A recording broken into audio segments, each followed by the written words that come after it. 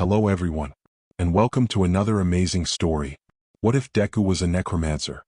Magnus9284 wrote this amazing story. Please support them. Don't forget to like, sub, and leave a comment. Now let's dive in. Chapter 36. A Sinister Restoration. Dr. Mito Geishi, the man better known as the Heaven Chancellor, was an individual who had traveled the world in an effort to expand his knowledge and skills in the art of medicine in order to better safeguard the health of his patients. And he'd been largely successful over his lifetime. Currently, the aging medic could honestly say there probably wasn't any other healthcare professional with his capabilities out there. It was the reason why no hospital he ever found himself in would ever fire him, even if he caused more than a few headaches with his methods. Are you absolutely sure about this? Dr. Geishi asked, frowning in deep concern at the paralyzed form of Tensei Ida. Regardless of the waiver you've signed, you know you can still back out of this at any time. Even as the words left his mouth, the Heaven Chancellor knew they were wastes of air. The infamous monster of UA was coming, and nothing would dissuade the young man lying on the hospital bed before him from meeting with the boy. Regardless of his dubious thoughts on the obscure quirk in question, they were going to see it in action soon enough. "Oh, I'm sure," Tensei replied, weak in body though his steely determination still reflected strongly through his tired eyes. "Even if my life as a hero is over, I cannot bear to remain a burden upon my family." Nodding along with the foolishness of youth, the Heaven Chancellor solemnly accepted that his patient had made his choice. It was done. Throughout his travels, Dr. Geishi had witnessed all sorts of medical marvels and mysteries. He'd been granted access to the closely guarded cutting-edge technologies of the Germans. He'd participated in the magic rituals and spiritualism of Africa. He'd learned at the hands of Mexican herbalists and Chinese masters. And along the way he'd picked up kernels of understanding from everyone in between.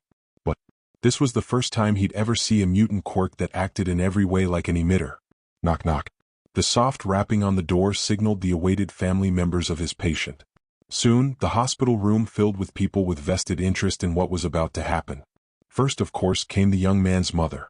The teary woman was followed almost immediately after by a young lady the Heaven Chancellor could only guess, by her differing looks yet equally teary eyes, was his patient's significant other of some capacity. Paying only half an ear to the ensuing conversation between the two women and the awkwardness of what was clearly a first meeting in less than ideal circumstances, the elderly doctor's mind turned to pondering the events about to unfold.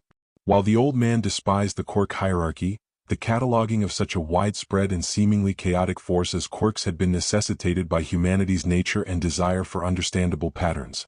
The artificial structure made quirkology even possible at all, and provided a known foundation for guidance. However, quirks seemed to intrinsically rebel against such order and restraints, and while the first recorded instance of mutant/emitter qualities, Izuku Midoriya's ability wouldn't be the first reported case of the lines between general types being blurred. The young lady with thorny vines for hair that had participated in the latest UA Sports Festival, at the first-year level, would be a fine example. Officially, the girl had been recorded as an emitter, but the story was in no way so simple.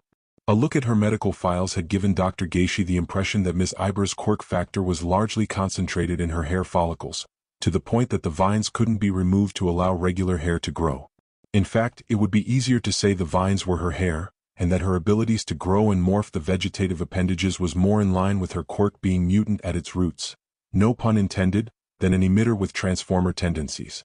However, the old doctor hadn't lived as long as he had without being able to see when records said certain things because certain people wanted it that way, and he pulled his nose out of Ms. Ibra's business before someone had come looking to cut it off. Now looking at Midoriya's file though, and the progression of the boy's quirk factor over time, it was far too easy to imagine how that first doctor that had checked him over had at first dismissed his quirk's potential, quirkist bigotry aside. Even he would have been hard-pressed to have seen anything special about cursed blood, when it had first manifested, so microscopic, again no pun intended, were its readings. But now, officially, cursed blood still kept its original mutant designation. It was a simple quirk that manifested as single-celled microorganisms that actively sought out and repaired any and all damages accrued by their hosts, e.g. Midoriya's body, regardless of whether that meant a trauma as simple as a cold infection or as drastic as a missing limb. It was a variant of the long-documented regenerator type by all accounts. That official file wasn't worth the paper it had been printed on. Sure, it could feasibly justify the boy's regeneration prowess, but it failed miserably to explain everything else Midoriya had been rumored to be capable of. Reanimating the dead? That was so far above and beyond regeneration it was a joke. The ability to then direct these reanimated bodies with commands they are required to follow? What about the fact that the undead were reported to be able to fully interact with the living with facsimiles of free will? Dr. Gacy knew a number of voodoo masters that would kill literally, for even a slight clue as to how Midoriya's quirk had achieved such a feat. Personally, the Heaven Chancellor would have loved to be able to strangle the idiot that had so egregiously misdiagnosed Midoriya when he'd been 4. So much was now in such a precarious position after the boy had spent so many years under society's uncaring heel. Unfortunately, said doctor who'd gained his ire could no longer be contacted for some reason in any fashion. It was as if he'd been plucked out of the air one day. Poof. Knock knock. A second coming of soft rapping interrupted the famous doctor's wandering thoughts. This time, 4 individuals entered the room. The youngest Ida boy, the young Midoriya, and 2 adult women of differing ages the doctor didn't know the identities of. Brother. I finally brought him. You'll be just fine now. Tenya Ida barely managed to restrain his voice to under-shouting levels as he chopped the air vigorously. Behind the excited teen, his verdant classmate let out a heavy sigh. Ah. Suddenly, the youngest Ida's mood shifted to one of confusion as he finally noticed there was someone else in his brother's room besides his doctor and their mother. He'd never seen this young woman with silvery hair ending in red tips before in his life. Why was she holding his brother's hand so gently? Excuse me, miss, but who exactly are you? Hush, Tenya. Tanako Ida cut in immediately, reprimanding him without a second glance. She gave a conspiratory smile. This is Shiroyuki-chan. She's Tensei's fiancée. Your brother was going to introduce her to the family before the attack. For a moment, the Ida matriarch's smile dropped. Just remembering the atrocity visited upon her firstborn was enough to visibly stress her. Then the weary mother pulled herself together. She and her family were putting a lot of faith in her youngest classmate's quirk. I'm Weiss. Weiss Shiroyuki, the young woman introduced herself, bowing shyly. I'm sorry for this sudden surprise. You should drop that name already, Tanako chided kindly, choosing to ignore the look of betrayal that was most likely from the fact his older brother hadn't told him of something as important as the fact he'd been seeing a woman. She could relate, but it wasn't important at the moment. As soon as Tensei is up and moving again, we're going straight to the manor to update the family registry. Once you two are married, if he needs any more time to recover, you'll be staying with us. Meanwhile, as this conversation was happening, Izuku sighed again. It appeared that no matter what he involved himself in, others managed to add more pressure to the situation even when he made it clear he offered no guarantees. Just because cursed blood had only failed once so far didn't mean something couldn't go wrong this time. And why was Ida's older brother's fiancée trying to be sneaky about giving him the side-eye treatment? The Verdunette was pretty sure he'd never met the young woman before in his life. Mrs. Azui, it's been a while, Dr. Gacy said, greeting the frog woman who'd been both a long-time ally against the greed of corporations seeking to wrest his knowledge from him for their own profits, as well as a tangential foe whenever her clients were patients suing a hospital he happened to be working in at the time. May I assume your presence here is an indication that you will be protecting the interests of young Midoriya? Nodding lightly, Baru Azui took in the presence of the Heaven Chancellor, a man she held conflicting emotions about. On one hand, she did respect the man. He stood for his vision and ideals and had never wavered from them. On the other, she absolutely hated his methodology. He might have always meant well, truly, but there had never been an instance where if conventional methods failed, or proved insufficient to his expectations, the old coot wouldn't immediately unleash a legal nightmare of biblical proportions with his natural and unnatural methods. If he wasn't dedicated to keeping his patients alive, Baru was sure Dr. Gacy would have been labeled a supervillain decades ago. Always a pleasure, Doctor, the frog woman said, keeping her tone professional. I'll be making sure my soon-to-be son-in-law won't be blindsided by any questionable practices during the procedure, yes, as well as limiting any unrealistic expectations. That last was thrown out with an unsubtle glare at the Ida group. In an ideal world, the procedure would work exactly as intended without complications or repercussions. In an ideal world, even if today ended in failure, and Tensei Ida somehow remained paralyzed, there would have been no negative blowback on the individual offering his assistance voluntarily. Unfortunately, the world was not ideal. As much as Baru trusted Izuku with her eldest daughter's life, and as much as she wanted to believe the Ida were a righteous and honorable family, the frog woman knew that cursed blood was notorious for throwing a wild card into any situation. The quirk could be counted on to aid Tsuyu, and that support likely extended to her entire family, but strangers?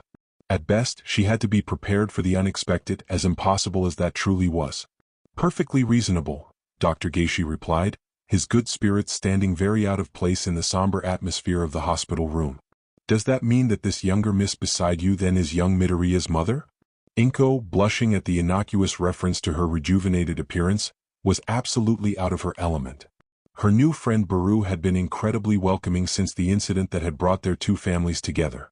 However, thanks to the woman's help, she quickly began to see the world her son was positioning himself to move in, and frankly, she'd felt self-conscious of her social standing.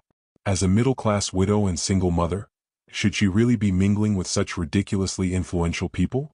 And now she could add world-renowned doctor to that list as well? Yes, that's right, Inko replied, barely managing to string two words together. It was only her dire need to safeguard her son's life that gave her the strength to push past her own crushing anxiety. Now smiling, the infamous doctor moved to shake hands, but Baru gave the elderly man a look. The frog woman hadn't needed a clairvoyance quirk to know that the Heaven Chancellor no doubt wanted to poke and prod at Inko for answers. Answers that, to be fair, they just weren't prepared to share.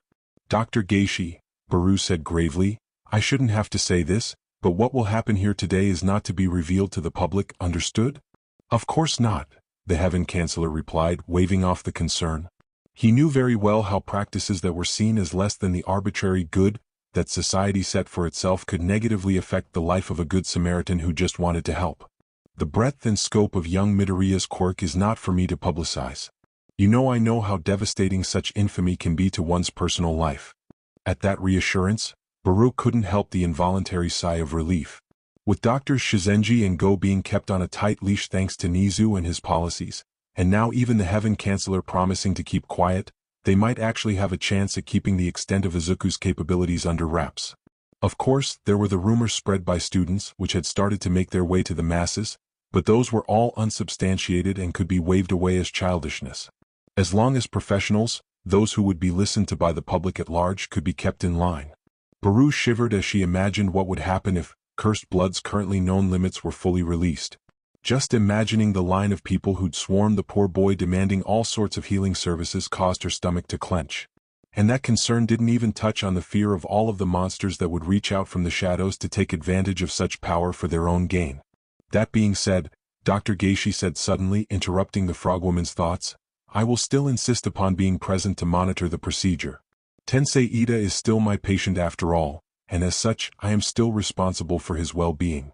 Izuku struggled not to groan.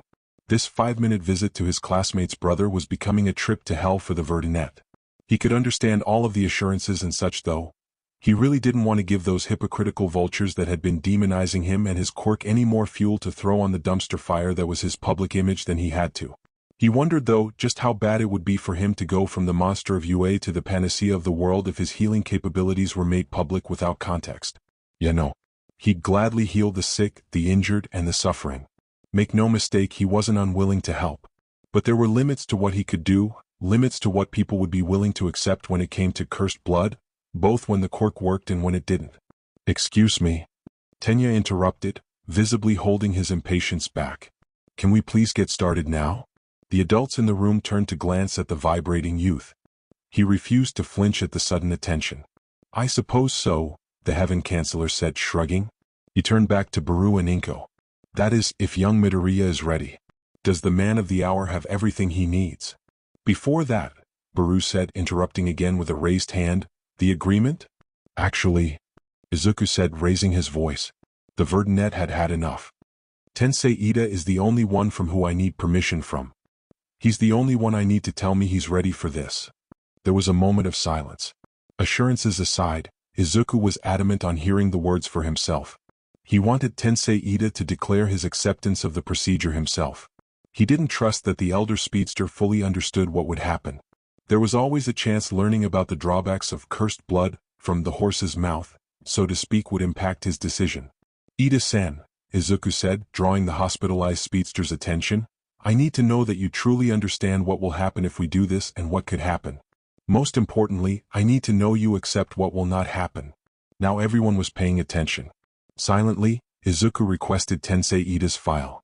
Once Dr. Gacy handed it over, the Verdunette studied the extent of the crippled pro-hero's injuries. What he found gave him pause. It's true that my quirk can heal any damage that is organic in nature, but your quirk replaces parts of your musculature and skeletal structures with what is understood as biomachinery, Izuku said after a moment, stating the obvious to begin. He received nods from his audience. While a part of your body, grown from your tissue and all that, they are essentially inorganic apparatuses once formed. Now that the manifestations of your engine have been damaged, there's a possibility that cursed blood won't recognize them as something that needs to be fixed. My quirk might ignore yours.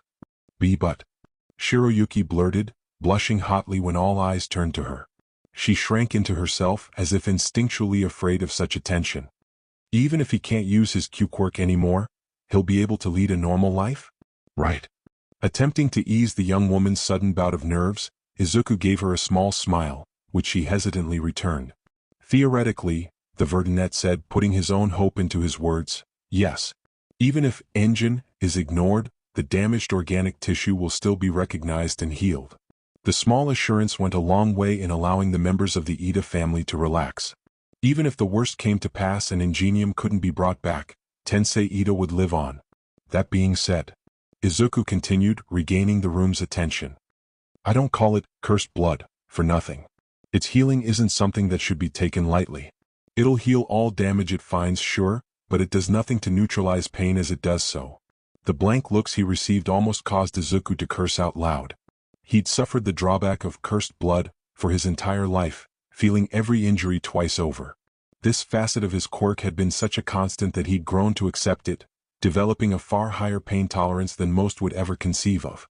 At this point, he must make it appear to the outside observer as if he felt nothing as his healing kicked in. And so far the people he'd healed with his quirk, though still alive anyway, had all been caught at the moment of their injury, still in the throes of that initial pain. Suchan had still been impaled and suffering blood loss. She hadn't been capable of noticing more pain when she'd been healed.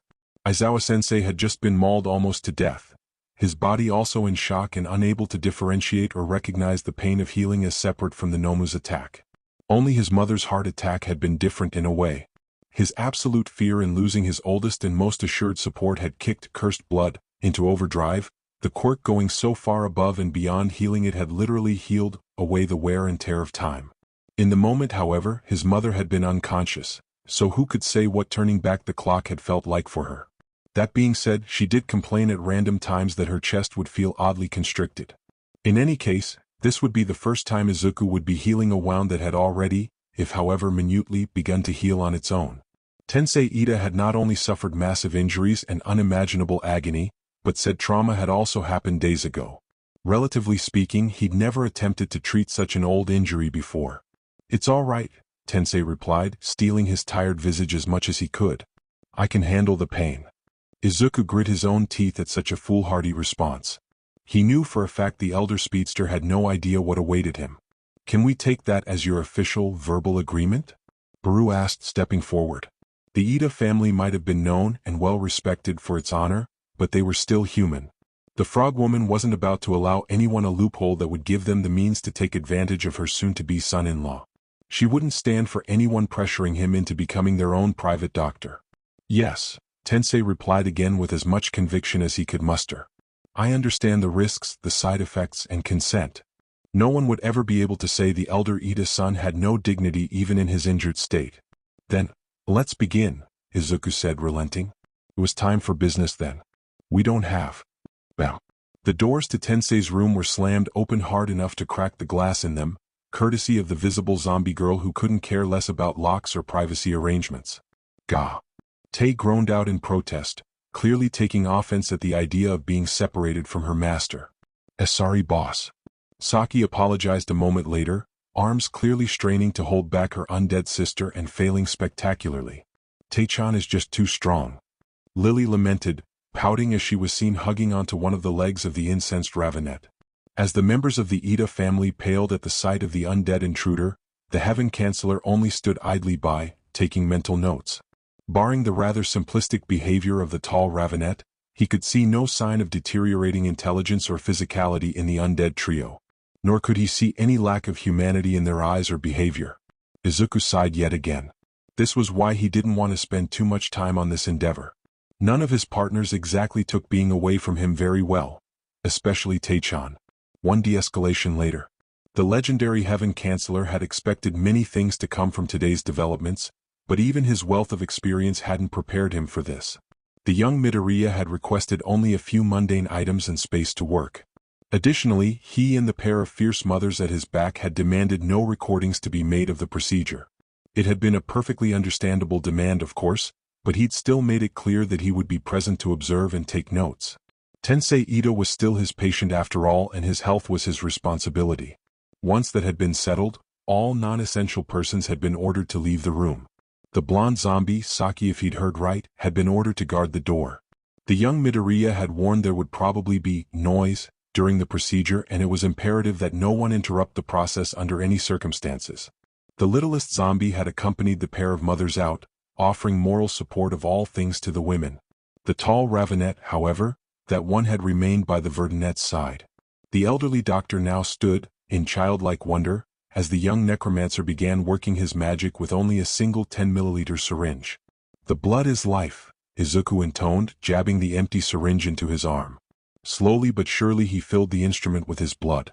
"It is energy and power. By accepting my blood, my gift, my curse, you entrust your flesh to me."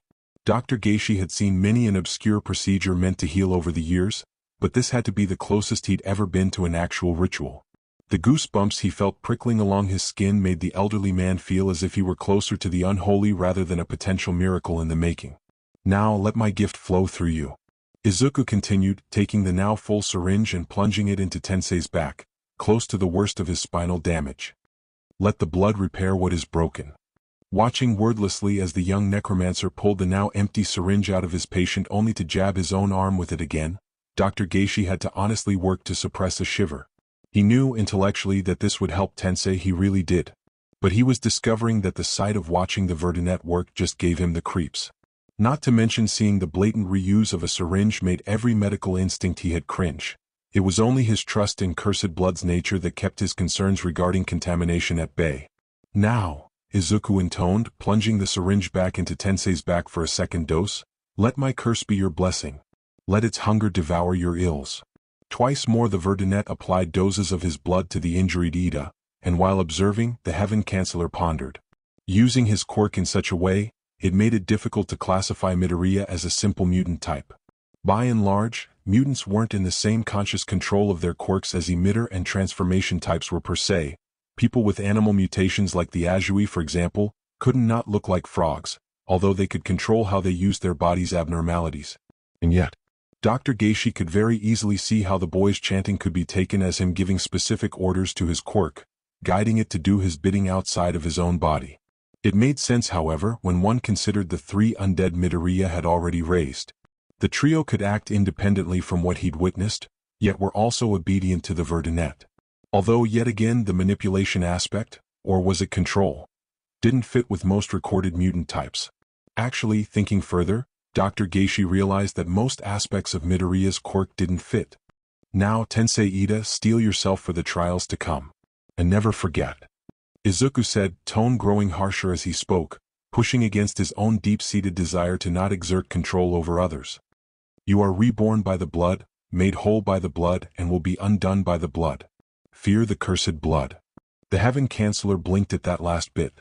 There had been some bite behind those words. Unfortunately, there was no time for further pondering because, Kahaea. It was at that moment that Tensei Ida screamed with all that he had. Such a sudden and violent reaction from his patient had the Heaven Chancellor jolting into action, but before he could even make it a step closer to the 2 younger men in the room, Tensei began to thrash around. What? How?" Dr. Geishi sputtered, shocked. He'd known Midoriya's quirk could heal, but this? Tensei's spine had been so damaged he shouldn't have been able to move at all this soon after his attack. "This can't. Guwa. No. Igigaya." Tensei began to flail his arms about, and the dents his elbows were causing in the hospital bed he'd been stuck in since his admittance didn't go unnoticed by the elderly doctor. The elder Ida's son was suddenly far stronger than he had been, even before the hero killer's attack. And he was in clear pain. No. Tensei Ida wasn't just in pain. He was experiencing the agony of his wounds all over again. He felt his spine breaking as the severed nerves and shattered bones seared back into their original places.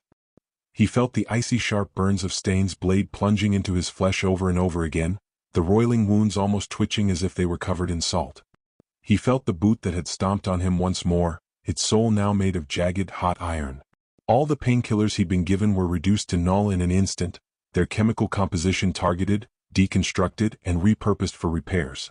As nerves were healed, they were kept activated, lighting up the internal pathways like a macabre Christmas tree. Midoriya.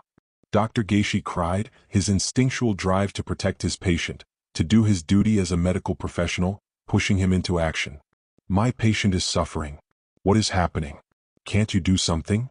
This is the exact same thing I go through every time I use my quirk, Izuku replied, trembling smile giving away just how much the Verdinet wished he could actually do something about Tensei's suffering. He'll have to endure it just like I do. He said he was ready. The Heaven Chancellor grimaced, stepping back but keeping an eye on Tensei's writhing form. He didn't think the young necromancer was lying, and to demand anything else would have been not only folly but ignorant. He well remembered the first year's sports festival. The Verdinet had experienced his fair share of this sort of pain and suffering. Gah! With a final scream of pure tortured anguish, Tensei did the unthinkable. Crunching inward, the writhing man kicked out and threw himself into a standing position, off the table and away from the place his mind had subconsciously connected with his unending pain. Instantly, Tei moved to shield Izuku from this unexpected development. The undead Ravenet was more than ready to send the still screaming man back to bed if necessary with a well-placed punch. Dr. Geishi could only stare in slack-jawed awe. That regeneration. It had happened too fast. Even the most explosive of healing quirks known to science took weeks, at the very least, to fully recover wounds of such a delicate nature. The spine was one of the few parts of the human body that could be detrimentally affected by even the smallest of distractions when being restored. But this quirk. Soon, even Tensei himself noticed that he was standing again. The man's screams of agony were soon mixed with hysterical laughter more fit for a maniac, though he could have cared less. He'd overcome the impossible. No amount of pain would ever make him feel less joyful about his recovery. He was standing. He could still feel his spine being severed, the flaring, searing pain that bit into his very soul, but at the same time, it felt like he was being reborn. The longer he stood there, the longer it seemed as if every sense was being heightened. This is... Dr. Geishi murmured, too stunned to continue. He couldn't believe his eyes. Had he really stumbled across the medical world's philosopher's stone? Had he found a true, living panacea? Instantly, the elderly doctor sobered from his dazed thinking. This wasn't a newly discovered compound or a non-sentient organism. Izuku Midoriya was an individual, damn it. Even ignoring for a moment the incredibly unethical methods that would be needed to harness the boy's quirk against his will, he was only that one boy. The world was vast, full of people in need. There was no future in even considering young Midoriya as a cure-all. It was young Midoriya's decision if he wanted to use his power for the good of the world, just as it was his right to be free of demands for his blood, whether they be for science or healing. Quite impressive. The Heaven Chancellor finished lamely, restraining his tongue from slipping. The quirk might not have been a true panacea, but he wouldn't lie to himself and say he wasn't curious to study cursed blood for himself anyway. He could only hope that the hero Ingenium would be responsible and restrain himself in the same way. 30 minutes later, Tensei Ida had finally calmed down. After enduring both overwhelmingly mind-breaking pain and the heartfelt euphoria of feeling his feet and being able to walk again, the firstborn of the Ida family had understandably been far beyond the ability to focus or reason with. It hadn't bothered Izuku overly much, however. He'd never had to fear becoming crippled before, so he gave the elder brother of his classmate all the time he needed.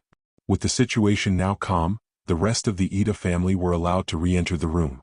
Unfortunately for the young necromancer, this meant his ordeal would be far from over. Midoriya-san, Tenya said, absent any of his normal volume or antics, was it really necessary to make my brother suffer so much? We could hear him from down the hall.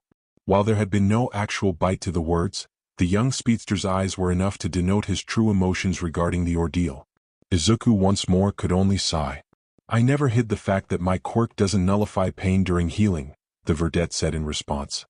He crossed his arms, far past done with this whole afternoon now. If you chose to ignore that fact, well, that's not my problem now, is it? What? Did you think the boss never felt all the times you and the others hit him with everything you puny wimps had? Saki spat, cutting off Tenya before he could even try and respond. The blonde was visibly pissed. To her, it was simple. If you chose to cause pain, no matter the reason, you had no right to complain when on the receiving end. She'd messed up plenty of her opponents over the years whenever she got in a fight, but she'd never given any lip about her own injuries in return. And this softy, weak as he was training to be a hero. "Let it go, Tenya," Tensei said, intervening before any blow-up could happen.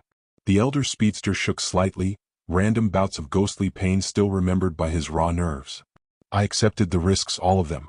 I'm the one responsible here for whatever my screaming did to you all."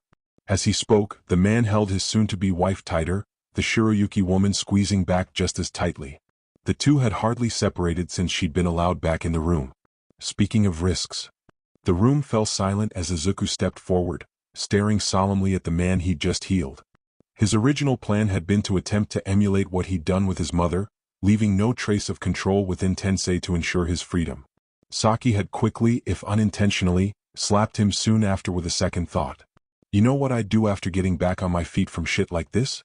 I'd go find the motherfucker who thought they could put me in the ground and beat their ass to a pulp." There were no grounds to compare Ingenium's attitude to Saki's, but he couldn't take the risk. Tenya's brother was less honorable than his classmate had always proclaimed. For a time, his blood would be enhancing the elder speedster, and it would be far too easy for Tensei to decide a second chance at staying was too good to pass up. So, as disgusting as it made him feel, he'd come to his decision. For the good of Ingenium and the Ida family, he'd exert his control on the downed hero. "Tensei Ida," Izuku spoke, the name carrying a weight even those not imbued with the Verdette's quirk could feel. "You are not to seek out the villain known as the hero killer Stain for any reason. Nor are you to allow your brother any opportunity to find him either." The quiet lasted only a moment longer, a single second of confusion. Tensei Ida's red eyes seemed to glow behind his sharp, athlete's glasses. "Understood," the elder speedster said plainly, nodding once. "I'll distance myself and my family from the case completely." Tenya shot to his feet, a look of utter betrayal on his face. "Midoriya." A gaze of burning scarlet met the younger speedster's glare, utterly overwhelming his inept anger and silencing him. "Can you tell us to our faces, with the honor of your family on the line, that you weren't plotting on getting revenge?" Baru asked suddenly, putting the younger Ida in the spotlight. She then turned toward the elder. "Can you?" Both sons of the Ida family reacted differently to the biting question. "I cannot," Tensei said, looking down, a look of guilty shame drawing a deep frown across his face. "I had already been contemplating new strategies, even before Midoriya agreed to heal me, for I'd tend to utilize that would have allowed my agency a better chance at catching the hero killer." Meanwhile, Tenya only looked back stone-faced, unwilling to express just what he'd been planning to do in regards to the hero killer. The everyday citizen wouldn't have blamed either brother for their thoughts. It was human nature after all. Feelings of vengeance, of needing to complete a job left undone, they were commonly felt the world over.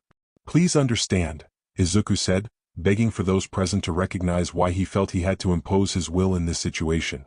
He felt horrible for doing it, but knew it was for the best in this circumstance. "It's for your own safety. He defeated Ingenium once, but left him alive.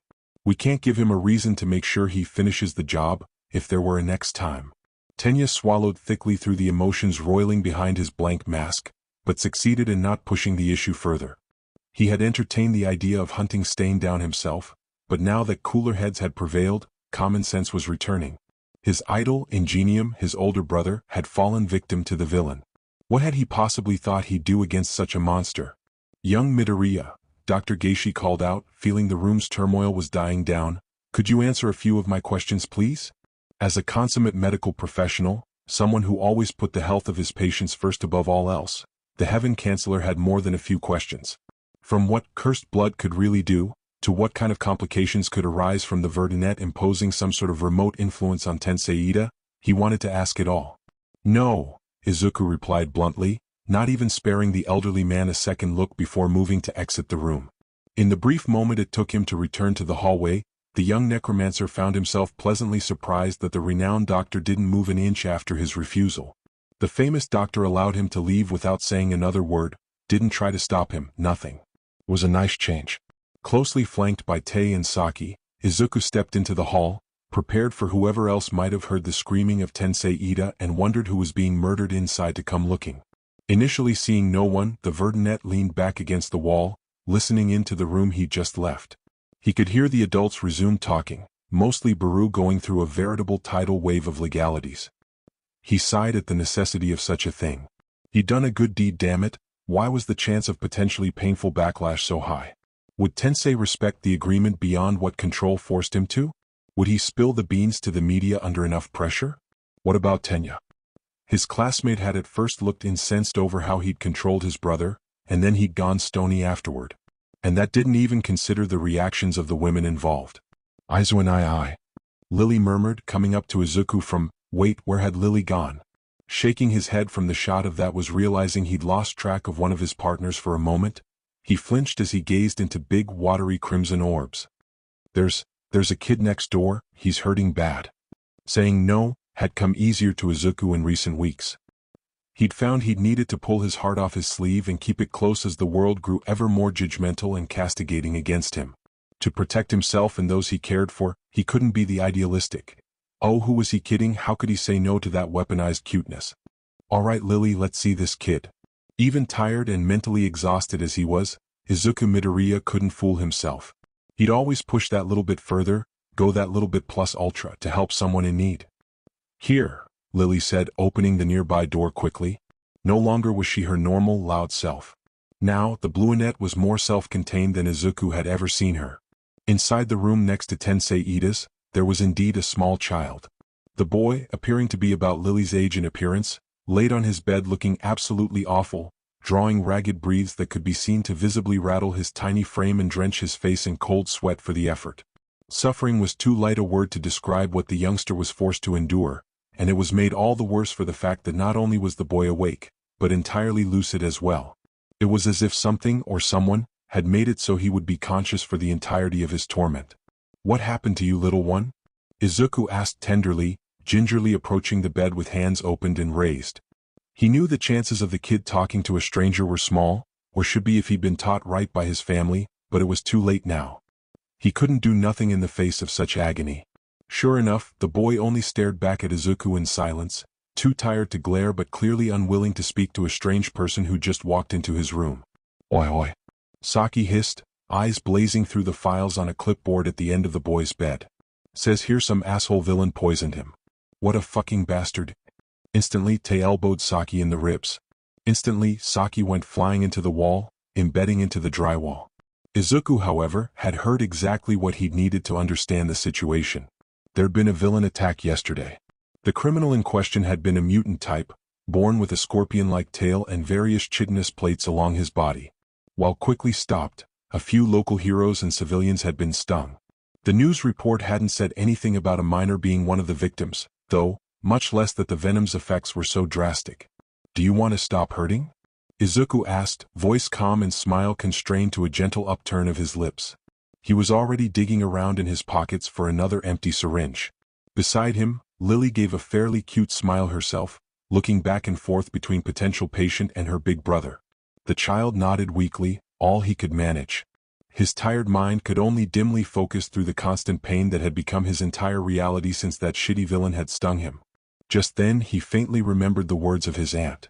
She'd always told him that one day he'd meet someone who'd become his hero, who would change his view on the garbage profession that had taken his parents from him. If this strange guy surrounded by weird-looking girls could keep his word and take away his pain, truly beat the villain that none of the doctors or heroes out there had been able to, then maybe he'd be able to do it. Maybe he'd be able to recognize him as a real hero. His hero. Well then, you only have to promise me one thing, Izuku said, merely making conversation as he found what he'd been looking for and pulled a syringe from his bottomless pockets. Without even flinching, he stabbed into the thick vein in the crook of his arm. You gotta be a good kid until the next time we meet, okay? As the Emerald Necromancer pulled the syringe out and effortlessly injected its crimson treasure into the unknown kid, a mischievous thought rose to the surface of his mind. He was only barely able to hold back the grin that threatened to peek out.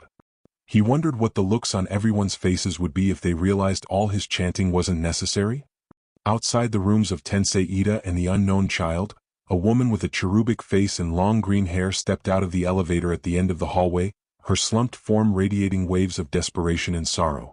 A not at all silent curse left the woman as she hissed at the traffic that had delayed her arrival. Her nephew, adoption be damned, had been suffering in unimaginable agony due to the inadequacy of the so-called heroes who'd been present at the moment of the villain attack yesterday, and there was nothing she or her family could do to help him. Even worse, he'd been left all alone in this unfamiliar hospital for ages now. A transference into the care of the infamous Heaven Chancellor was a double-edged sword, she very well knew. It meant the patient wouldn't die, thankfully, but in the same vein such a drastic measure meant that very same patient would have perished under any other care. It was a Hail Mary if she'd ever seen one. And, thanks to all the goddamn governmental bureaucracy with the HPSC, she and the others hadn't been informed of their nephew's transfer until long after the fact, not before. She'd been the one closest to the Heaven Chancellor's current hospital, so she'd cancelled everything she'd had to and booked it here to support her family. Walking out of the elevator, the Greenette's teeth grit as she felt her blood boil the longer she thought of her family's tragic situation. The damn villain even now was being a heartless bastard, prolonging their suffering. He swore up and down he could deactivate the venom coursing through her nephew's veins, and the veins of all those others he'd stung. Of course, such magnanimity would come at a price. Walking out of the elevator, the Greenette's teeth grit as she felt her blood boil the longer she thought of her family's tragic situation. The damn villain even now was being a heartless bastard, prolonging their suffering. He swore up and down he could deactivate the venom coursing through her nephew's veins, and the veins of all those others he'd stung. Of course, such magnanimity would come at a price. With her nephew and a dozen other people's lives as his bargaining chips, the scorpion villain was demanding not only his freedom but a full pardon. The bastard claimed that it was only fair, seeing as how he'd been wrongfully discriminated against by a bigoted pro-hero while minding his own business at the farmer's market the attack had occurred at. Whether that story was true or not, Tomoko Shiratoko, better known to the world at large as the heroine Ragdoll, could have cared less at the moment. Why? The Greenette sniffed, wiping away a stray tear as she glanced at the signs hanging from the ceiling to orient herself on the new floor.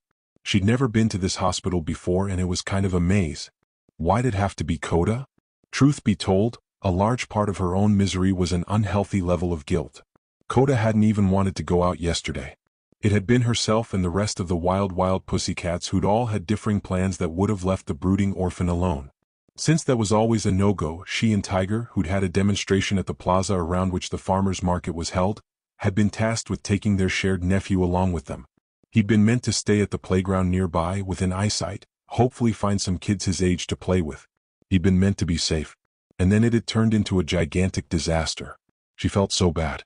It physically hurt to consider Coda might die because she'd taken him with her and she hadn't been able to keep him safe. But no matter how badly Tomoko felt, she knew her partner Mandalay Shino Sosaki had it so much worse. Coda was her actual nephew, the last blood family she had left. Okay, it should be around here.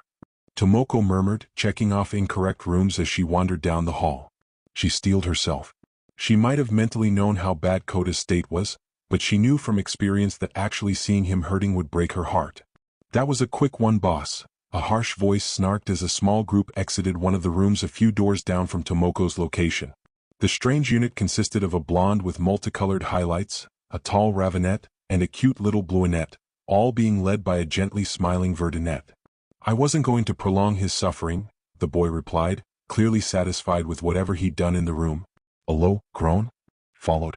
Lily agrees. The bluinette child quickly added. It was only after she'd passed the group that Tomoko realized where the quartet had just exited and years of training instantly kicked in. They'd just left Coda's room. Instincts going haywire, the pro-heroine activated her quirk, throwing a wide mental net over the whole floor before meticulously working backward to the floor she was focused. Their words, the fear throbbing through her heart, it all painted a horrible picture in her panicking mind. And she wasn't in any way battle-ready. Her quirk, Search, was incredibly useful and potent that had never been in doubt. The ability to not only keep track of multiple targets within her range but also discern their weaknesses and her injuries was incredible for hero work. However, what few people knew was that she needed a certain amount of baseline information before her powers could work to their fullest. If she didn't have a point of reference for a condition or state of being, for example if she'd never seen a burn victim before or read about frostbite, then Search, as many mental quirks were known to do, would use symbolic approximations for her mind to understand the unknown information she was picking up. In the case of that hypothetical burn victim, she might have seen a person surrounded by fire sprites, or with frostbite the affected limbs being gripped by phantasmal Yukiana. Right now. What? Ragdoll squawked through her mindscape as she used Search to look at the group behind her. I can't read those three. Coming up blank when reading other people was nearly an impossibility when it came to Search. Over the years, Tomoko had found that her quirk could even pick up the life signs of the quirkless, faint as they'd be. In fact, the only cases she could recall of not being able to read people were those with mentally defensive quirks, and those who were dead. Then she focused on the single male of the group, the one life sign she could see. Instantly, search bucked in her head, Tomoko blinking her mental eyes as behind the boy, a floating winged figure arose, clinging to his neck. The figure's wings were pure white, only their tips appearing to be dripping a crimson liquid that never quite seemed to completely fall. Likewise, the figure's robe was splattered with crimson, though the impression the greenette got was that the figure had bled the liquid that stained it. She couldn't understand, and that frightened her. It had been years since she couldn't at some level recognize what search showed her. Though she didn't turn around, Tomoko realized the quartet must have reached the elevator, because the group stopped, still chatting amongst themselves and not paying her any mind. Except for the figure clinging over the boy. Ever so slowly, the winged figure turned around to stare directly at her. Tomoko felt her blood freeze. The creature had no face. Its featureless head only sported two things: a pair of glowing crimson eyes. As a pro-heroine, Tomoko knew it was her duty to follow the boy with the monster over his shoulder. She knew it was her job to learn what he really was, if he was a threat. But, Kota. Tomoko's shout would have been deafening had anyone been in the hall to hear it. Faster than she'd ever run before, the greenette dashed to her nephew's room, mind racing at what nightmarish sights she could be about to see. She threw the door open, and found something that would forever change her way of thinking. Kota? Tomoko couldn't believe her eyes. Her nephew, who she'd seen yesterday as too weak to even stand under his own power, was now standing, looking out his room's window without a care or pain in the world. It was a miracle. But it hadn't been the work of the Heaven Canceller. According to the briefing Shino had given the rest of the team, the legendary doctor hadn't been scheduled to visit the boy until later that day. That meant, Auntie Tomoko? Kota questioned, turning around to look at his normally hyperactive aunt, who now sounded slightly out of breath and terrified for some reason. Tomoko didn't even gasp at the sight of the unnaturally red eyes that stared back at her. Their existence didn't change the fact that her nephew had seemingly been saved. Rushing forward, the emotional greenette embraced the boy who meant so much to her and her family, incoherently mumbling blessings and apologies. As she squeezed the ever-loving life out of her nephew, Tomoko made a silent promise. Just because she couldn't understand something search showed her, and the interpretation was frightening in appearance, she would never again judge it as evil or menacing without first making an effort to understand what she was being shown. Auntie. Kota sputtered, nearly choking as he lightly returned the enthusiastic embrace. For the first time since his parents had been taken from him, he actually felt happy to be with his family. I think I found my hero. 2 days later, UA main campus, 1A's homeroom classroom. Izuku found himself to be experiencing an odd occurrence, that being he was feeling conflicting emotions. The Ida family had honored their promises in full. From paying his meal at a rather humble restaurant to not revealing his involvement in Ingenium's recovery, no term had been too large or too little to be ignored. As far as the media at large knew, the turbo hero had been treated by the infamous Heaven Canceller, owing his miraculous recovery largely to the elderly doctor being allowed to treat him from the comfort of his own home. The last official word from the Ida press associate had been that Tensei's status was out of danger, but no details had been given. While Tensei was still under the compulsion of control, the rest of the family was not. They could have easily betrayed him if they'd felt the inclination. And judging by the occasional glare Tenya would send him at random times. But that wasn't all that was on his mind, of course. There was his fame amongst the other UA students. The newest addition to 1A, Hitoshi Shinso, had quickly fallen in with his group and become a good friend. The insomniac Violet even shared the occasional lunch with him alongside the now much more cheerful Kinoko Komori from Class 1B. The mushroom-themed girl had bothered Tsuyu at first, Izuku knew, but within a single day, the brunette had proven she meant no harm to anyone, or the frog girl's relationship with him. Unfortunately, there were many more students who were just as likely to give him fearful looks mixed with the occasional glare. Itsuka Kendo, also of Class 1B, was a prime example of this development. Though she remained cordial at all times, it wasn't hard for even the most oblivious to see the friction between the redhead and the verdunette. On the flip side, the staff at UA thankfully maintained their strict neutrality.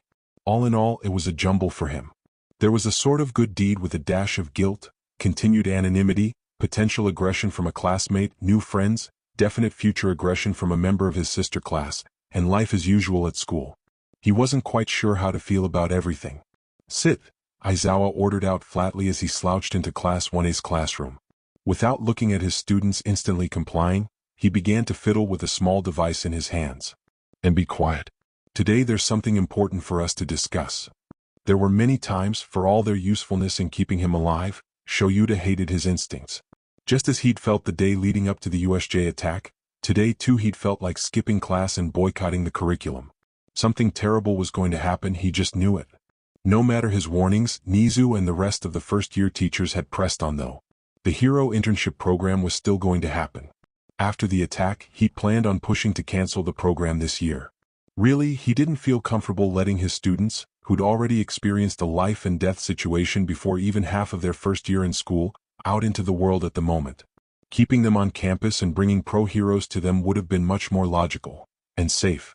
Your participation in the sports festival was and always will be first and foremost a way for you all to gain an amount of controlled exposure, Aizawa said, purposefully avoiding the word safe, along with a certain Ravenette zombie girl glaring at the back of his head.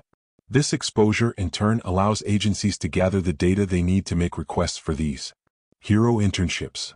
Finally getting the device to work, Aizawa pressed a button and the screen at the front of the room lit up. Izuku meanwhile blinked in confusion. Internships? Of course he knew the program existed, that wasn't the problem.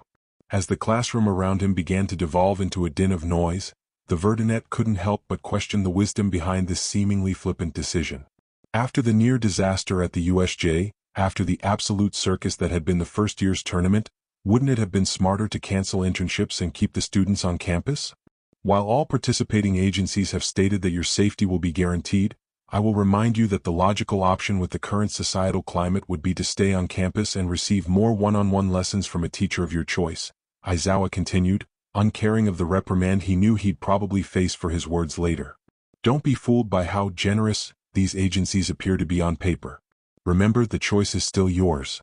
The inflection of clear disdain in the underground hero's tone clued Izuku in on the real reason the internship program was still happening. It was about the money.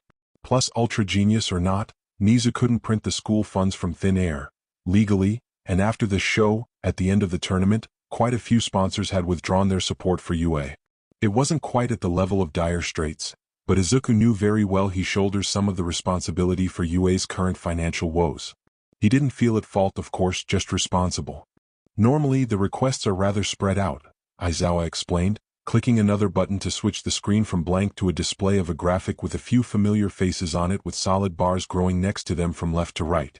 Numbers popped up at the end of the bars, counting. But this year they are much more directly related to how much you impress certain individuals. At this, murmurs broke out amongst the students of 1A, many noticing a clear discrepancy between success in the festival and the number of requests on the screen. For one, Midoriya, the champion himself, was at the near bottom of the list with only 6 requests to his name. The young ladies of the class, to a 1, all had gained an average of 20 offers each. The young men, meanwhile, were much more spread out, with some like Tenya obtaining over 50 while Kaminari only received 2. Think carefully about where you want to spend your internships. You have until the end of the week to submit your choice, Aizawa finished, pulling packets of offers from somewhere. And don't forget, remaining on campus is a valid choice. As the gruff teacher began to hand out their offers, Izuku quickly noticed something. He'd been skipped. If Hitoshi hadn't been skipped as well, he might have worried more fuckery was going on, but the Violet's included exclusion only made him curious. "Wanna bet on the reason for the skip, boss?" Saki asked with a smirk. "My money's on all the options were either horrible or obviously traps." Grug laugh. Tay groaned in response, making Izuku snort as he scratched his head at the rather colorful suggestion the Ravenette had made. "Lily has a bad feeling?" The Bluinette whispered, hoping the twisting feeling in her gut was wrong. It only took a few minutes for all of the hard copies of 1A's offers to be passed out, Izuku and Hitoshi still without a single application. Once all the packets had appeared to be handed out, and the class saw Aizawa head to his desk and shuffle through some paperwork, the murmurs really began. How did Shinso not get a single offer? Shinso? How did Midoriya not get anything? He won the whole festival. Do you think they're not allowed to be interns? I mean, they're quirks. Shut your mouth. You sound like a quirkist. No, think about it. What agency would risk their popularity on? Midoriya. Shinso. Aizawa's flat tone cut through the whispers completely, leaving the classroom in total silence. The two offerless students stood and walked to the gruff teacher's desk. Unseen by the two but noted by their gruff teacher were the looks being sent their way behind their backs. Concern, confusion, distrust. While the two of you did receive requests along with everyone else, you also caught the attention of an international agency, Aizawa revealed, causing the classroom to instantly erupt into an entirely new kind of silence. It was decided that it would be in your best interest if, until you can meet with the agency's official liaison tomorrow, your local offers be held back. This is a rare honor, and we, your teachers, wanted you to have every chance to consider all your options on a level playing field. Rare indeed. In the history of UA, Izuku could only think of one past Hero Corps student who'd ever managed to be selected for an internship outside of the country's borders, All Might. The top hero had been impressive enough even before his debut that he'd caught the attention of an American agency. Before him, it was unheard of for agencies to basically almost try to poach up-and-coming hero hopefuls from other countries. Message delivered, Aizawa gestured for the two boys to return to their seats. As they did so, both nearly froze at the looks they were now receiving from their classmates. Not ones to be overly dramatic, they totally didn't see the other students of 1A as black silhouettes with only hungry, glowing eyes staring at them under interrogative spotlights. No, not at all. This isn't going to be a bad thing, is it? Lily asked, worry furrowing the brunette's brow. Don't jinx us, Shrimpy.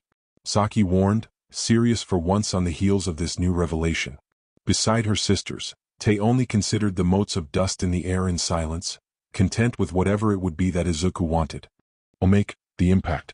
UA Sports Festival was an event broadcast and viewed by millions every year as a means of entertainment. For some, however, it was a window in the future, a way for those with a discerning eye to discover just who would be shaping the next generation, who would be charged with protecting their hard-fought peace in a decade or so. Each year of students offered their own merits to be observed, but this particular year, the first-year festival took the cake. It had taken a direction that few could have ever imagined. A mutant was leading. Not only was the student a mutant type, but rumors were already spreading like wildfire that he was a degenerative, dark, mutant as well. But that hardly changed the fact that he was essentially winning the first-year festival at the moment. Heavens above. A man with avian features mixed in with his otherwise human head exclaimed as he watched the festival from his beaten-up television. He's amazing.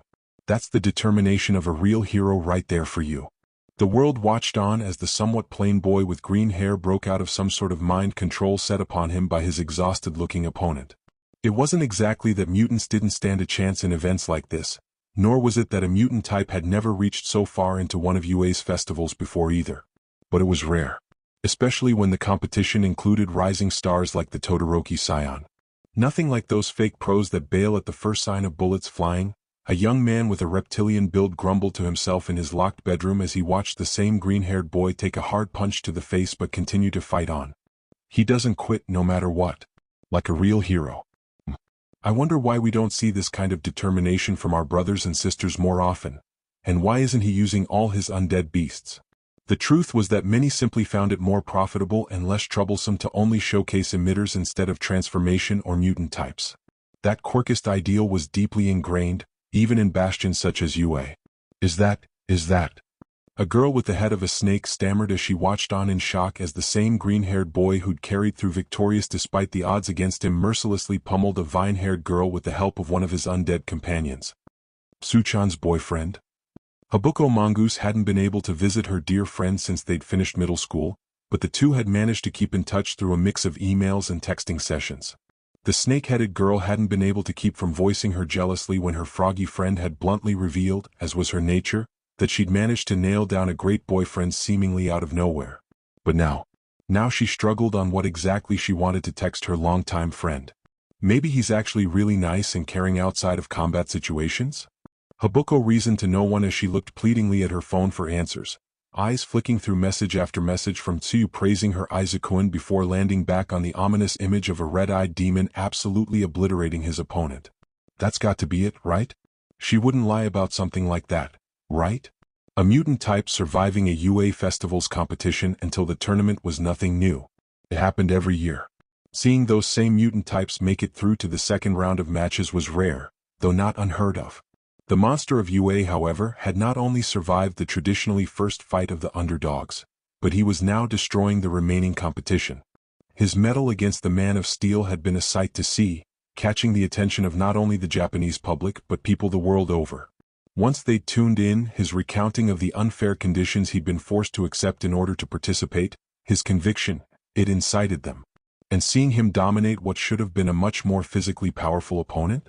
A pair of bunny ears perked straight up. The words, those actions.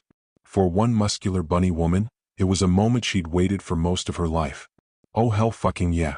Rumi Usajiyama, better known as the battle-mad pro-heroine Mirko, roared in delight.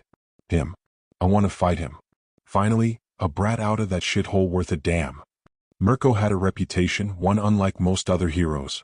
She was combat-focused to the extreme, strong-willed, and superhumanly powerful for someone with the ostensibly simple mutant quirk of rabbit. Hand in hand with all of that, the pro-heroine was incredibly independent, eschewing any sort of aid during missions or patrols, requiring the support of neither man nor woman to carry out her duties. She kept no agency, no sidekick or support company. If she needed her gear fixed, it was rumored she handled the work herself. She'd officially never lost a fight, and her rising star was set to eclipse all but the likes Endeavor and All Might's rise to the top. What only those few truly close to the woman knew, however, is that she was still human. Afraid of being seen as weak, a cute bunny girl better suited as a trophy wife for some strong or wealthy man to show off, Mirko had closed herself off. In refusing to even suffer the chance of becoming the mascot of a hero agency, she'd struck out on her own right out of hero school. Mirko in truth had become strong to shut down the naysayers. She'd become independent to keep anyone from ever turning her into an object. She'd made it her goal to reach the top because the hierarchy would otherwise never accept their precious emitters being saved by, let alone take orders from, a mutant. But now this random boy, Izuku Midoriya, was proving to be exactly like her. And for all of her walls and reasons to keep her distance, Usajiyama found herself intrigued. Here was a kid fighting an uphill battle, everyone against him trying to keep him from growing to his full potential. And yet, he still pushed forward, like the inevitability of an avalanche. Now where the hell did that application form go? Usajiyama shouted, tearing through her home/agency. The bunny woman overturned furniture, flipped paperwork, and ripped open boxes that had been sealed ever since she'd moved in years ago. Come the fuck on. I wouldn't have tossed the stupid things. Glowing baby, they had UA stamped for crying out loud. As the quirkist hierarchy saw the rise of an emerald symbol of their deepest nightmares, the world over, mutants young and old found something else that they'd nearly forgotten. Hope for equality. Chapter 37. A sinister deal. On this particular day, at this particular time, two high school-age boys were being guided to their principal's office. The two of them both held rather infamous reputations, and as they walked by, other students and even a few staff members of the academy ended up whispering amongst themselves. It was a rather common scenario for the two boys to have experienced over their scholastic lives, although those observing them now had no way to know the true reasons behind this particular occurrence. GGGGGGR. Tay's near subvocal growl once again sent a wave of onlooking and whispering students back into their own businesses. Lily agrees, the littlest zombie muttered while still looking around nervously, this isn't right. If they want to look at us so bad. Saki's sharp features began to curl in a truly sadistic manner, then we should do something to truly deserve it. Maybe break some legs or split some heads. At that loudly stated question, the remaining UA students still watching the group headed to the principal's office quickly lowered their eyes, their sudden fear plain to see. While the students of UA with most renown belonged to the hero and support courses, and said students were by and large exemplar by default, the majority of the academy's student body came from its general studies students. These students lacked one or more of the qualities that made heroes what they were, and thus to attend the prestigious school made up for that deficiency by paying the full extent of the school's tuition in return for the doors UA would open for their futures. They weren't made to deal with real threats. Calm down, Saki-chan, Izuku commanded weakly, sounding oddly tempted by the suggestion. You know very well we can't do that.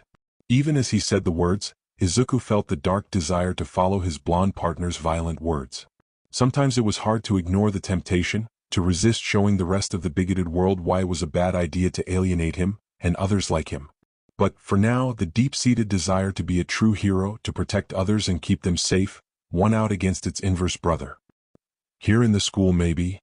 Hitoshi Shinso threw out in a hushed voice, if they act up outside campus? That earned a snort from the blonde delinquent, and a wry grin. The staff member guiding the two boys and the undead trio shook his head at the overheard discussion, not in annoyance, but in silent acknowledgement of their situation. The two students hadn't done anything wrong or that deserved reprimand. In fact, they were being actually acknowledged with far greater accolades than their peers. It was frustrating that the other students immediately jumped to worse conclusions just because he was accompanying them on their way to Nizu's office. "Neither of you are in trouble," Aizawa spoke up, unnecessarily loudly for one normally so quiet. Anyone who wasn't an idiot would immediately realize the underground hero was purposefully making sure those around them, those watching and listening to their every move, would hear him. Don't change that fact because of a few wandering eyes and loose tongues. Saki clicked her own tongue, knowing very well that while all five of them heard the warning, she was its specific target. Before anyone could come up with anything else to say, the group reached UA's administration office, which contained the principal's office inside. Walking in, the six were waved on by Nizu's secretary, only stopping when they reached the door at the end of the second hallway. It was a door that both boys knew very well by now. There was little fanfare while the group entered. Aizawa didn't even bother with knocking on the door. It was obvious from the secretary's actions that they were expected. "Principal Nizu." Aizawa spoke as he opened the door to the office proper, eyes habitually scanning the location for threats, exits, the usual. His eyes hardened. An Agent Smith. He hadn't expected there to be another person waiting for them, someone he knew better than he might have wished. "Hi there, Scruffy." The black-clad woman greeted while lifting a steaming mug to her lips. "Glad to see you still have some energy left after all this time." Izuku noticed from the edge of his vision that his teacher's eye twitched at the comment, but he could hardly spare any thought to it due to the sense of dread he normally felt when in the principal's office, seemingly being ratcheted up to the nth degree. The verdant necromancer knew the feeling, the smothering sense of all-consuming terror that only appeared when the Interpol agent was present. If he'd had to take a guess, it was the effect of her quirk, although he still couldn't pinpoint if it was a purely mental stimulus or a pheromone-based emanation. One side-eyed look at his new classmate though. "You okay?" Izuku asked the violet in a low voice. Hitoshi, normally monotone to the extreme, currently had his fists balled tightly for all he was worth. It was clear he was fighting his instincts of fight or flight. Although he managed to keep his poker face, the drops of sweat trailing down from his hairline gave away how affected he really was. "Don't worry," the sleep-deprived mentalist replied in a surprisingly almost neutral tone. "I've had it worse." Behind the two boys, Aizawa blinked in exasperation. This particular Smith really was hard to deal with. "Era. Really now, little boy?" The agent purred as she lowered her shades slightly so her half-lidded gaze could peek out. "Tell me more. Is Harabel-chan still her same old merry self back home?" For such an innocent question, it earned quite the reaction, Hitoshi instantly turning pale as he registered the words. For a split second he almost gave in and took a step back. Momentarily ignored, Izuku noticed the feeling of dread becoming weightier, almost roiling through air. Steeling his nerves, he managed to reach out and place a supportive, if somewhat shaky, hand on his classmate's shoulder. By the way Hitoshi almost instantly settled, it helped the younger insomniac a lot. "Perhaps we should start this meeting?" With Nizu's masterful interruption, the heavy sensation returned to a more manageable level. Agent Smith raised her shades back up and leaned back, a smile curling across her lips. "We do have to consider these young men's education after all," Nizu continued, huffing as unseen by any of the humans in the room, his hackles slowly unruffled. "The longer we take, the more of their classes they'll miss. And I for one would hate to be the cause for them falling behind." As the principal began to pull out a pile of documents, it didn't escape either teen's notice that the grin adorning the agent's face never wavered. The undead trio picked up on the unusual behavior as well, and suddenly none of the three liked what this meeting could mean for their master. Meanwhile, UA main campus, 1A's classroom. Tsuyu was not jealous, not at all. While 1A's two problem children were taken out of the classroom, so that they could meet with the liaison of the international agency that had taken an interest in them, the rest of the class was left to a period of self-study.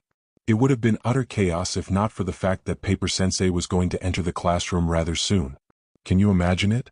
Being scouted by an international agency? Kirishima's awestruck wonder was well-deserved.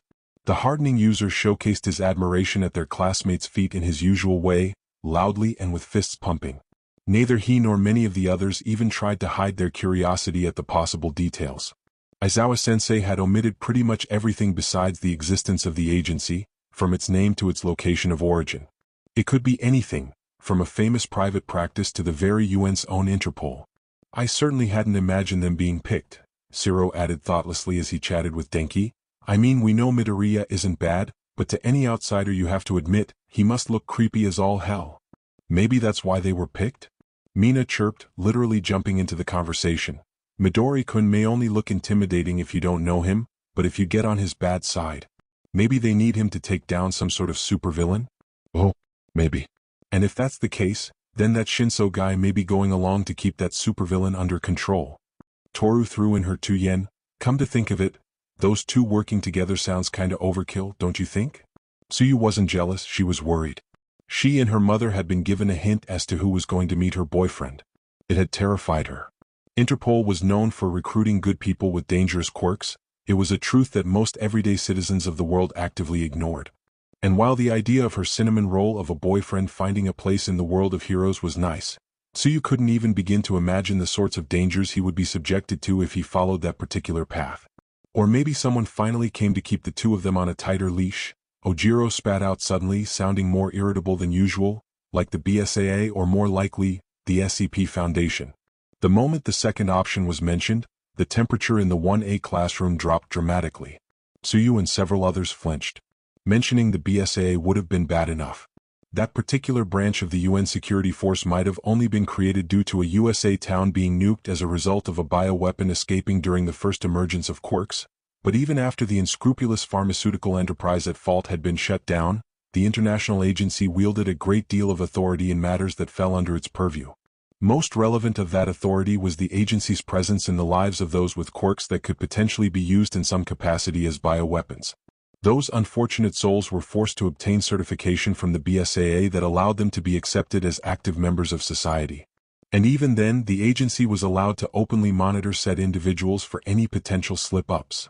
Tsuyu and her mother knew that Izuku would have to meet the BSAA at some point due to cursed blood, but she deeply wished that said moment could be delayed until it had been extensively proven that Izuku's quirk had no potential as a bioweapon.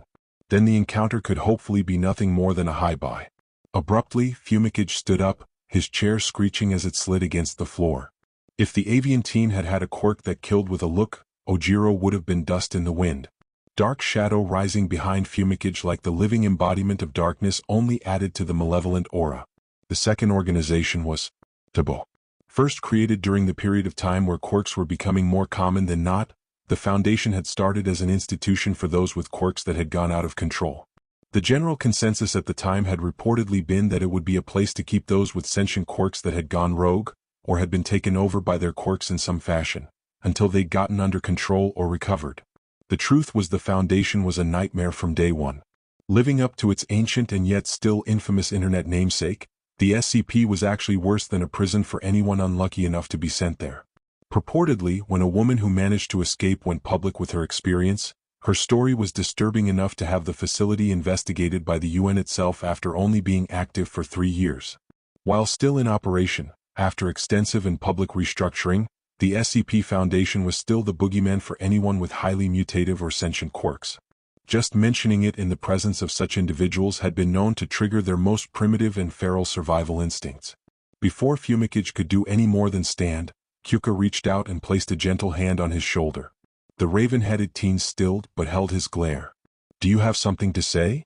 the punk rocker asked sharply, animosity for the tailed teen just as clear as her avian friends.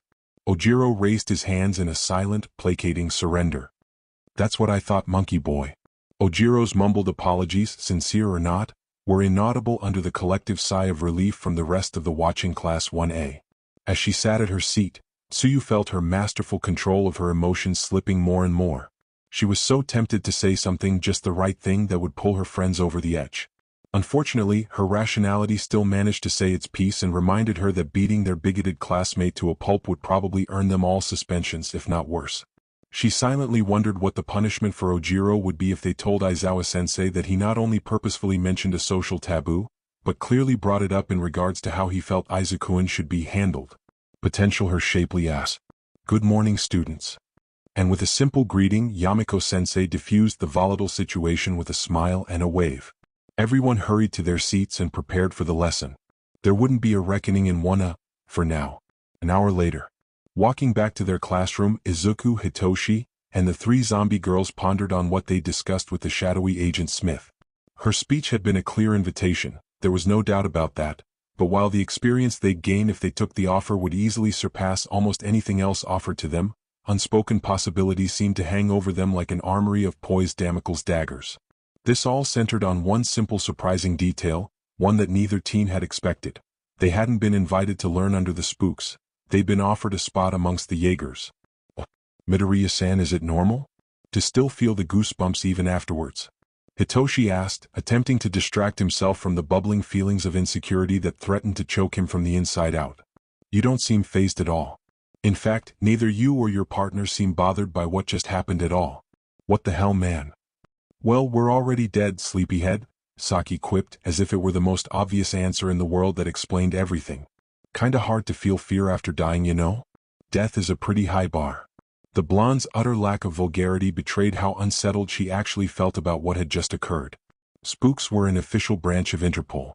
Everyone knew they existed, even if they didn't know exactly what they did while doing their jobs.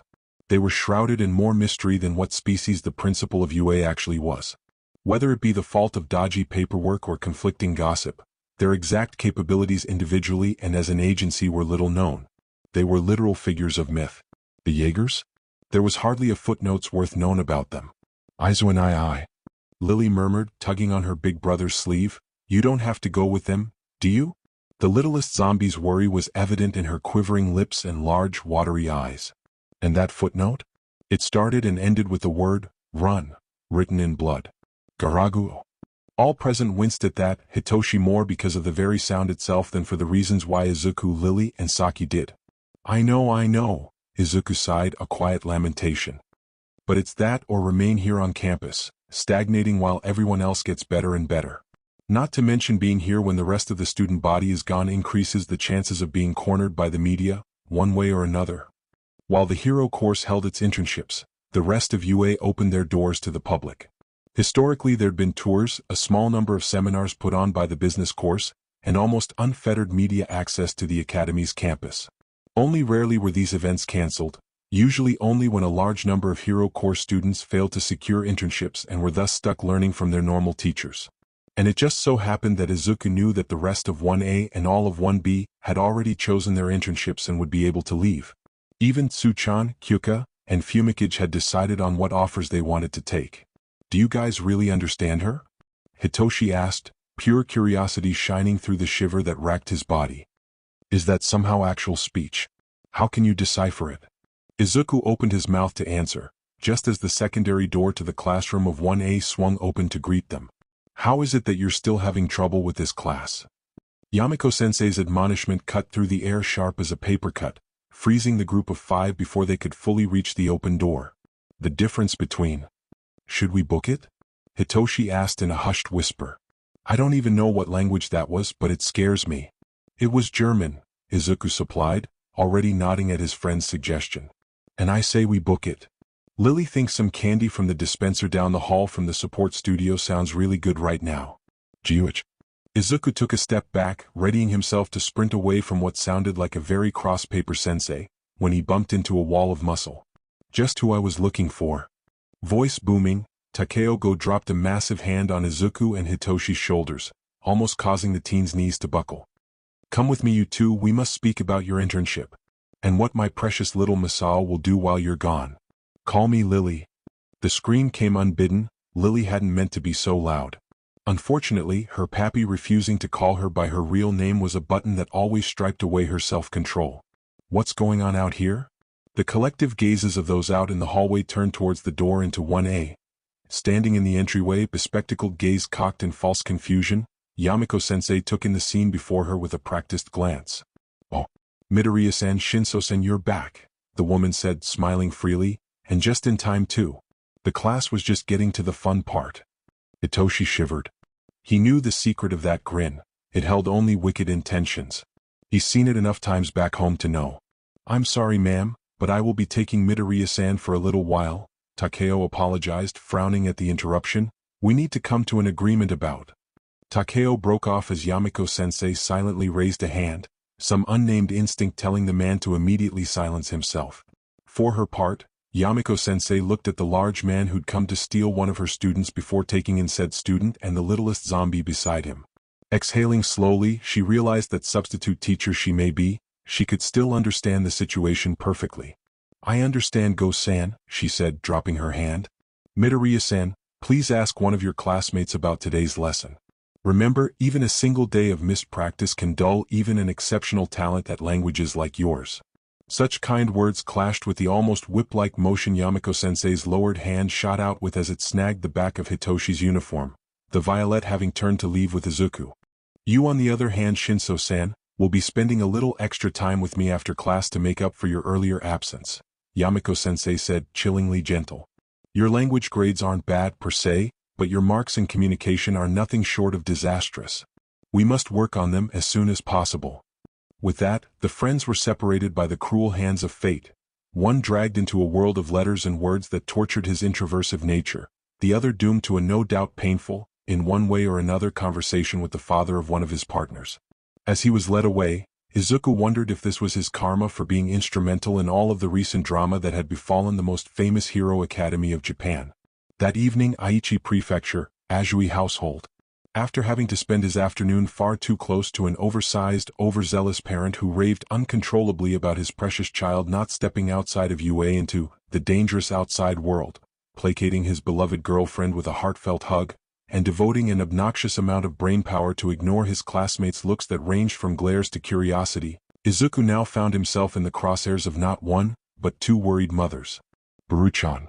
Inko whimpered, distressed enough to be wringing her hands already. "Is there really nothing you can do about this?"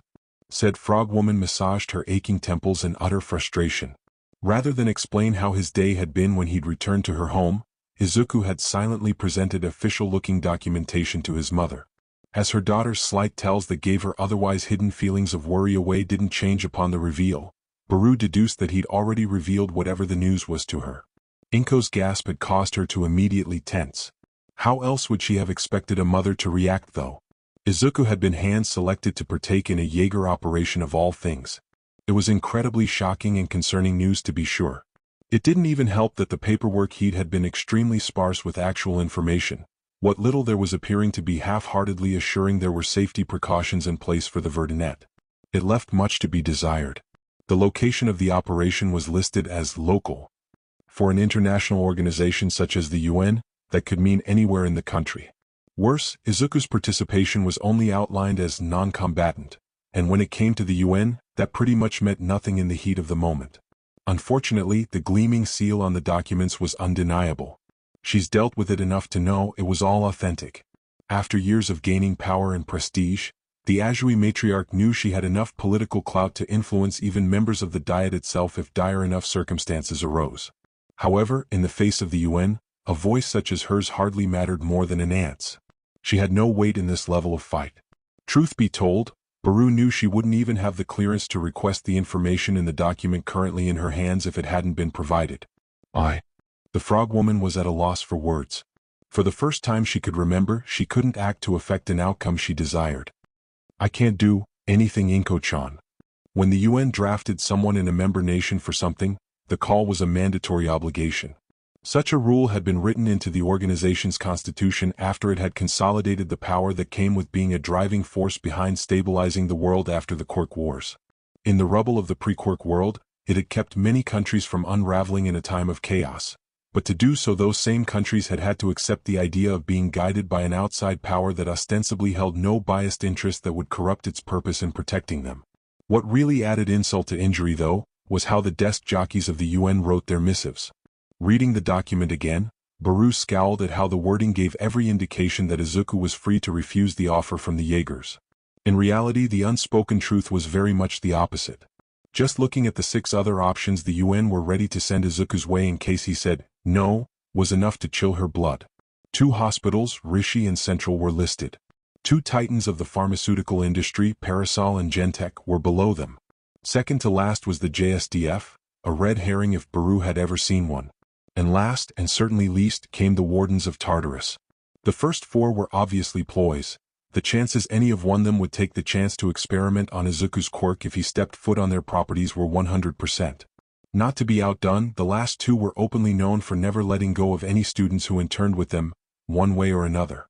All 6 options were career killers. What about just staying on campus? Inko asked, trying to find any way for her little boy to avoid unnecessary danger. It might be boring, sure, but it'd be safer than anything else, right? Izuku could only let out a sigh, shaking his head. Not an option, Karo, Tsuyu answered for her boyfriend, clearly hating the situation as well. After losing so many sponsors, Aizawa-sensei said all available faculty were being directed to up their patrols for the week so UA could start to recover its reputation. Their schedules are so packed none of them would have time to actually teach him. And the only member of the staff that would be left is Recovery Girl. If the prospect of interning with the elderly nurse wasn't bad enough, the fact that doing so would put Izuku in close proximity to Dr. Go absolutely killed the option. The man made his dislike for Izuku clear, and no one would accept them being around each other for longer than necessary. This wouldn't be a problem if the sleepy hobo could do it, Saki spat, snarling. Why the fuck isn't he an option again? Isn't he like one of the only ones in your corner, boss? Angara. At Tei's interjection, Saki snapped her fingers, huffing as the answer was thrown in her face. Oh right, blood healed, the blonde groused. Kind of forgot the whole mind control thing the suits fear so much. Aizawa-sensei had been forbidden from taking Izuku under his care beyond the semi-structured instruction of UA's homeroom system. That meant among other things no internship offer. The official reason, which held some weight of being true, was that those in the higher echelons were uneasy about allowing the wielder of a quirk that could control others to be taught by an individual they'd controlled in the past. They had no reliable reassurance that all of cursed blood had been purged from Aizawa-sensei's system or not. For all they knew and feared, the mysterious quirk had left some minuscule piece of itself behind to nefariously influence the underground hero later on down the line. And he wasn't the only one more closely examined post-run-in with cursed blood. Even Tsuyu was questioned from time to time by psychologists for traces of behavior or beliefs that could be traces of the dark quirk. The UN wouldn't risk an international incident from this. Izuku-kun's notoriety is too great at this point, so I do believe they'll keep to the letter of the invitation, Karo, Baru explained, voice heavy. It's his darn luck that I don't trust. The letter had been pretty clear, to be sure. Izuku and Hitoshi would partake in a local Jaeger mission tilted more toward tracking and interrogation than anything else. There were numerous assurances that any occurrences of combat would be handled by the trained agents on duty, which was also reassuring. Unfortunately, nothing could assure that the mission's targets wouldn't happen to target the two boys. But really, it wasn't Izuku's health that worried Baru, it was what this would do to his reputation. If people feared him before, after a stint with the Jaegers? Izuku-kun. Tsuyu called, can you promise to keep a low profile? I can even settle for a simple promise not to do something too outrageous, Karo. Does sticking to my guns count? Izuku asked with an honest smile. Everyone grimaced. I'll take to the melee in the boss stead, Saki offered with a savage grin. That should ease things up, right? Everyone hummed in contemplation. If Baru's suspicions were correct, and she had a career built partially on such feelings of intuition, this operation was going to revolve on the trigger problem. The damned substance had seen a sudden uptick in production and traffic in Japan in the last month, and local police were having a lot of trouble keeping things under control. If that were the case, then Izuku and the Shinso kid would be tackling either those with weaker quirks, if they went after buyers, or wild cards if they went after sellers. She'd like to say those with strong quirks would have no reason to deal in trigger, but greed was a cardinal sin for a reason and made people do terrible things for meaningless reasons. If luck held, any potential combat would be limited to small arms fire and improvised melee weapons. In that case, at worst, the media would only see a repeat of Izuku's bullet-eating capabilities. At best, Shinso-san's quirk would steal more attention. She didn't want to think about what would happen if the buyers or sellers the Jaegers were going after already had strong quirks that were then boosted by trigger. Baruchan? Inko's worried voice brought back the frog woman from her inner thoughts. I guess this is better than the alternatives, Karo, Baru replied with a sigh. Still, make sure to communicate to us whenever you change locations. Even a single text will do. And never separate from the agents you're assigned to. Let them handle all the dangers. You're supposed to be there to learn the basics of tracking and interrogation anyway, not fight. I can do that, Izuku replied, happy to find some level of support. He almost thought he'd have to pass on this opportunity. I don't like it. Tsuyu mumbled, still against the idea. What? Don't like that the boss is getting the chance to play with world-renowned pros while you went and picked the seal man? Saki cracked, suddenly on the offensive. Or is it that he's going to play with people who are arguably more dangerous than him for once? Tsuyu pouted really hard. Normally hiding feelings like jealousy wasn't difficult for her after all. But when it came to Izuku, she felt like she was an open book. Inko, however, whimpered in distress. Her baby boy was too keen in getting into dangerous situations. She just knew something was going to happen. Then again, Mr. Go was probably still worse. This isn't fair. Lily lamented in a corner. Lily wants to stay by her big bro's side. Seeing the littlest zombie sob erased all of the previous tension. Giving her reassuring and loving hugs and head pats quickly became the priority of the moment, a welcome distraction. It had been decided that, while not actually a student, Lily would spend the duration of the internship with her father. The request from the man had been sensible enough, and everyone had agreed that the littlest zombie shouldn't partake in such an operation if at all possible. Go had been made to swear to not entering any laboratory during said period of time though. His tendency to allow himself to be absorbed by his work recalled while he'd been making demands.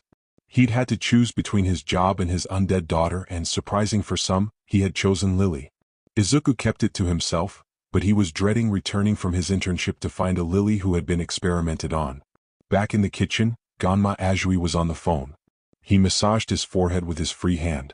"I know you're babysitting a pair of idiots, Karo," the frogman groused lightly, trying to sound casual through his overstressed nerves. "But if you could keep track of—" Yes, I know. Not an official assignment." The family man knew very well that he was asking too much. Tailing a group of Jaegers was nothing short of suicidal. Being found doing so? They'd be lucky to find a trace of the body. "Oh really? You will?" Ganma stuttered, surprised. He hadn't even had to resort to blackmail. "Thank you." "Yes, of course. You'll have those reservations without delay, Karo."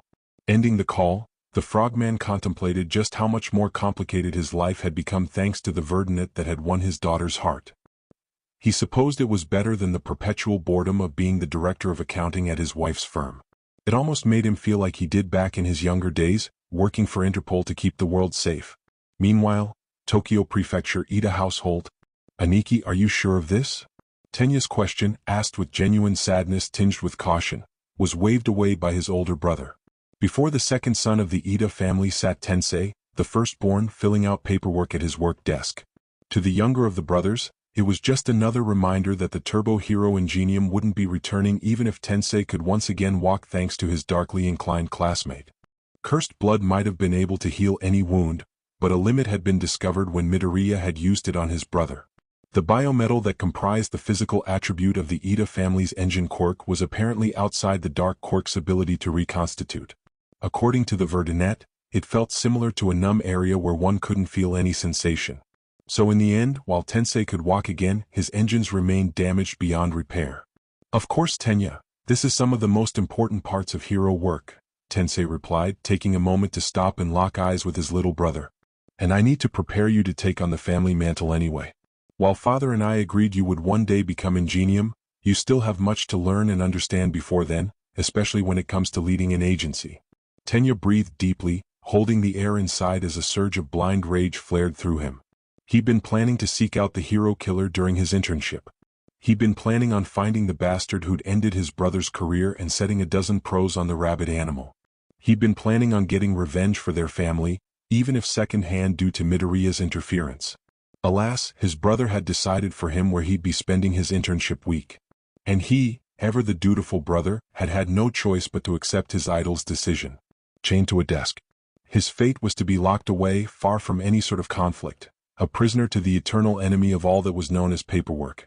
Even Achiko would probably see more action during her internship with Gunhead. The week of internships, Mizudafu Station, Tokyo Prefecture. So it was that on the day the UA internships officially began, the class of 1A found themselves gathered at the city metro station closest to their school. Each of them carried a single bag of luggage and their special cases containing their hero suits. To a feeling of restlessness presided, their excitement of the coming week on the cusp of bursting. They all knew what this week symbolized. It was their unofficial unleashing into the world of heroes. Shoyuta could already feel a migraine forming just taking in the sight of his jittery class. "Starting today you'll be interning with real pros. You have your suits, but even so you're only to use them when instructed to by your mentors," the underground hero said, going over the same script he always did prior to the start of internships. This isn't your hero debut, you're still heroes in training, so remember that your actions reflect on not only those you're interning with, but UA as well. Make sure you act like it. As the gruff teacher spoke, a number of his students had already tuned him out. In particular, a certain tailed teen found himself lost in his own thoughts. Finally, we'll be together again. Ojiro cheered within his mind, pleased beyond belief that in no time at all, only a few stations all told, he would be reuniting with Lady Wu once more. Hosu may not be the safest place, but together we're sure to be invincible. He knew that the hero killer was said to still be stalking the city streets. With over 24 casualties to his name, such a villain's presence had made Hosu a hot spot, a juxtaposed mix of fearful citizens and determined pro-heroes. Ojiro also knew that many of those same pros were only there to hunt Stain down for the glory. With the graft had come actually useful heroes, like members of the top 20 who'd promised to join the manhunt efforts soon. For the tailed teen, all of it mattered very little. His Lady Wu, a mostly unrecognized heroine, hadn't been assigned to hunt down the hero killer, nor did she wish to do so on her own time. Instead, she'd been tasked with preforming her patrols like normal and partake in martial arts showcases around the district. It might not have been the most glamorous work, but it paid the bills and, more importantly, kept her relatively safe. And for once, he'd really be able to help as well. Being a UA hero student, his very presence would surely boost his lady's popularity, even if just a little. It wasn't every pro that was chosen by the esteemed academy students after all. Before his mind could wander onto other such enticing thoughts, such as spending extra time with his lady for private training, the tailed teen felt a shiver shoot down his spine to the tip of his tail. Freezing, he slid his gaze to the left, inevitably finding what he'd expected, the pair with the evil quirks. Tsuyu Azui, woefully deluded and indoctrinated, played a dangerous game by pinching the cheeks of her captor, Izuku Midoriya. To the side, the puppeteer Hitoshi Shinso rolled his eyes as he watched the two acting lovey-dovey, no doubt exasperated at how well his brainwashing of the frog girl had gone. His Lady Wu had oftentimes reminded him that people with dark quirks weren't necessarily evil, that it was their actions they were to be judged by. Even so, he couldn't ignore the feeling in his gut. Midoriya's corpse-desecrating and mind-controlling quirk was bad enough, but now Shinso, another mindbender, was in 1A as well. Worse, the two had quickly become close friends. Did no one see how dangerous such a thing was? Now go. Aizawa-sensei's command snapped the tailed teen from his musings. Returning his gaze to his compromised teacher, Ojiro listened to his parting words. And remember, above all else, stay safe out there. As most of his students boarded the trains to their internships, the underground hero watched on in silence. They were acting like children about to receive gifts, far too excited for what should be a serious milestone in their efforts to becoming professional heroes. Only a few carried themselves with any seriousness. He'd have to keep an eye on them all when they returned, see who matured from the experience and who still needed a wake-up call. A part of the gruff man felt a familiar numb emptiness rear its head as he watched them go. His class was incomplete. Bakugo and Mineta aside, their expulsions more than well deserved in his opinion, he'd wanted to give one last lecture to Ida before the boy had left. More likely than not, the idiotic child still carried some foolhardy wish to confront Stain if given half a chance. And then there was Todoroki's absence. He'd been the student in the original Class 1A with the most potential. He'd also been the one who'd been in the most need of dire help, the one he'd honestly failed as a teacher. Just that morning, he'd received official word that the dual-colored teen would be sent to spend quality time with his mother for the duration of the internships. Pending a psych eval, that internship had sounded like it had the potential to be lengthened. And now for you too. Shoyuta groused, recomposing himself before turning to examine his remaining students. You're sure you don't want to drop this? Staying on campus would be much essay. No. The perfect synchronicity of the two teens in front of him was slightly off-putting. I'm sorry, Aizawa-sensei, but I'm not letting Mr. Go experiment on me, Izuku said, shaking his head. An overprotective Tei immediately embraced the Verdunette from behind while Saki crossed her arms, stepping in front of her boss with a growl. Shoyuta silently thanked whatever heavens watched over their messed-up world that they'd unanimously decided to leave Lily behind. And I'm sorry, sir, but there's no way I'm staying anywhere near midnight unsupervised, Shinso deadpanned, paling at the very thought. Hell, even supervised couldn't get me to agree.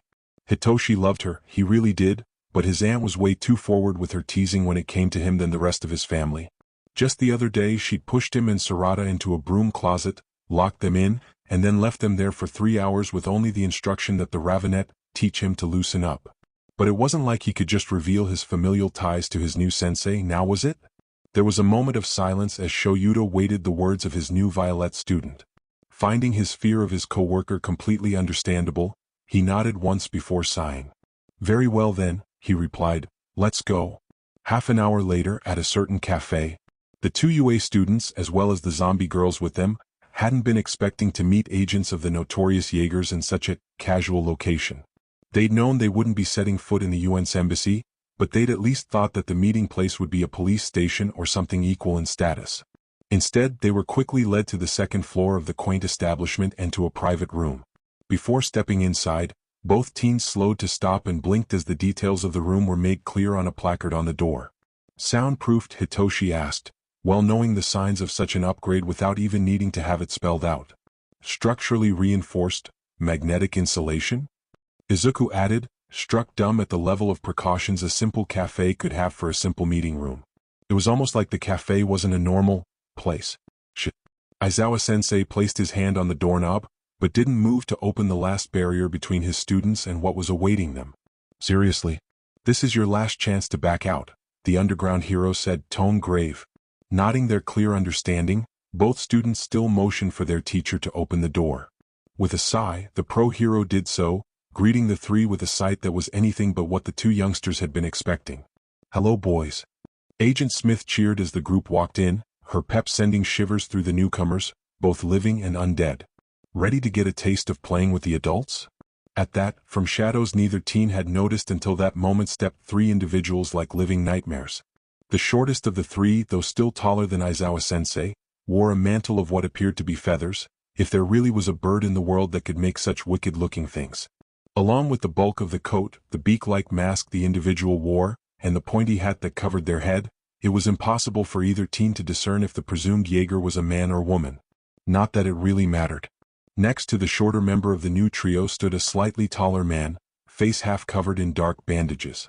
To be fair, Izuku only guessed that the second individual was a man due to the masculine facial features he could see, although if said features were correct indicators or not, he couldn't say. Regardless, the agent was clearly old judging by the wrinkles that were visible. The bulky floor-length coat this Jaeger sported was colored a dirty mustard-like hue, while the tricorn hat resting on his head appeared old, battered, and worn. The third and tallest presumed Jaeger was dark, and Izuku didn't think that in a negative manner, sort of. The man was just dressed in all black, except for the honest-to-God censer hanging from his neck, from his pitch-black trenchcoat to the undershirt beneath and the tactical pants that led to thick combat boots of black leather.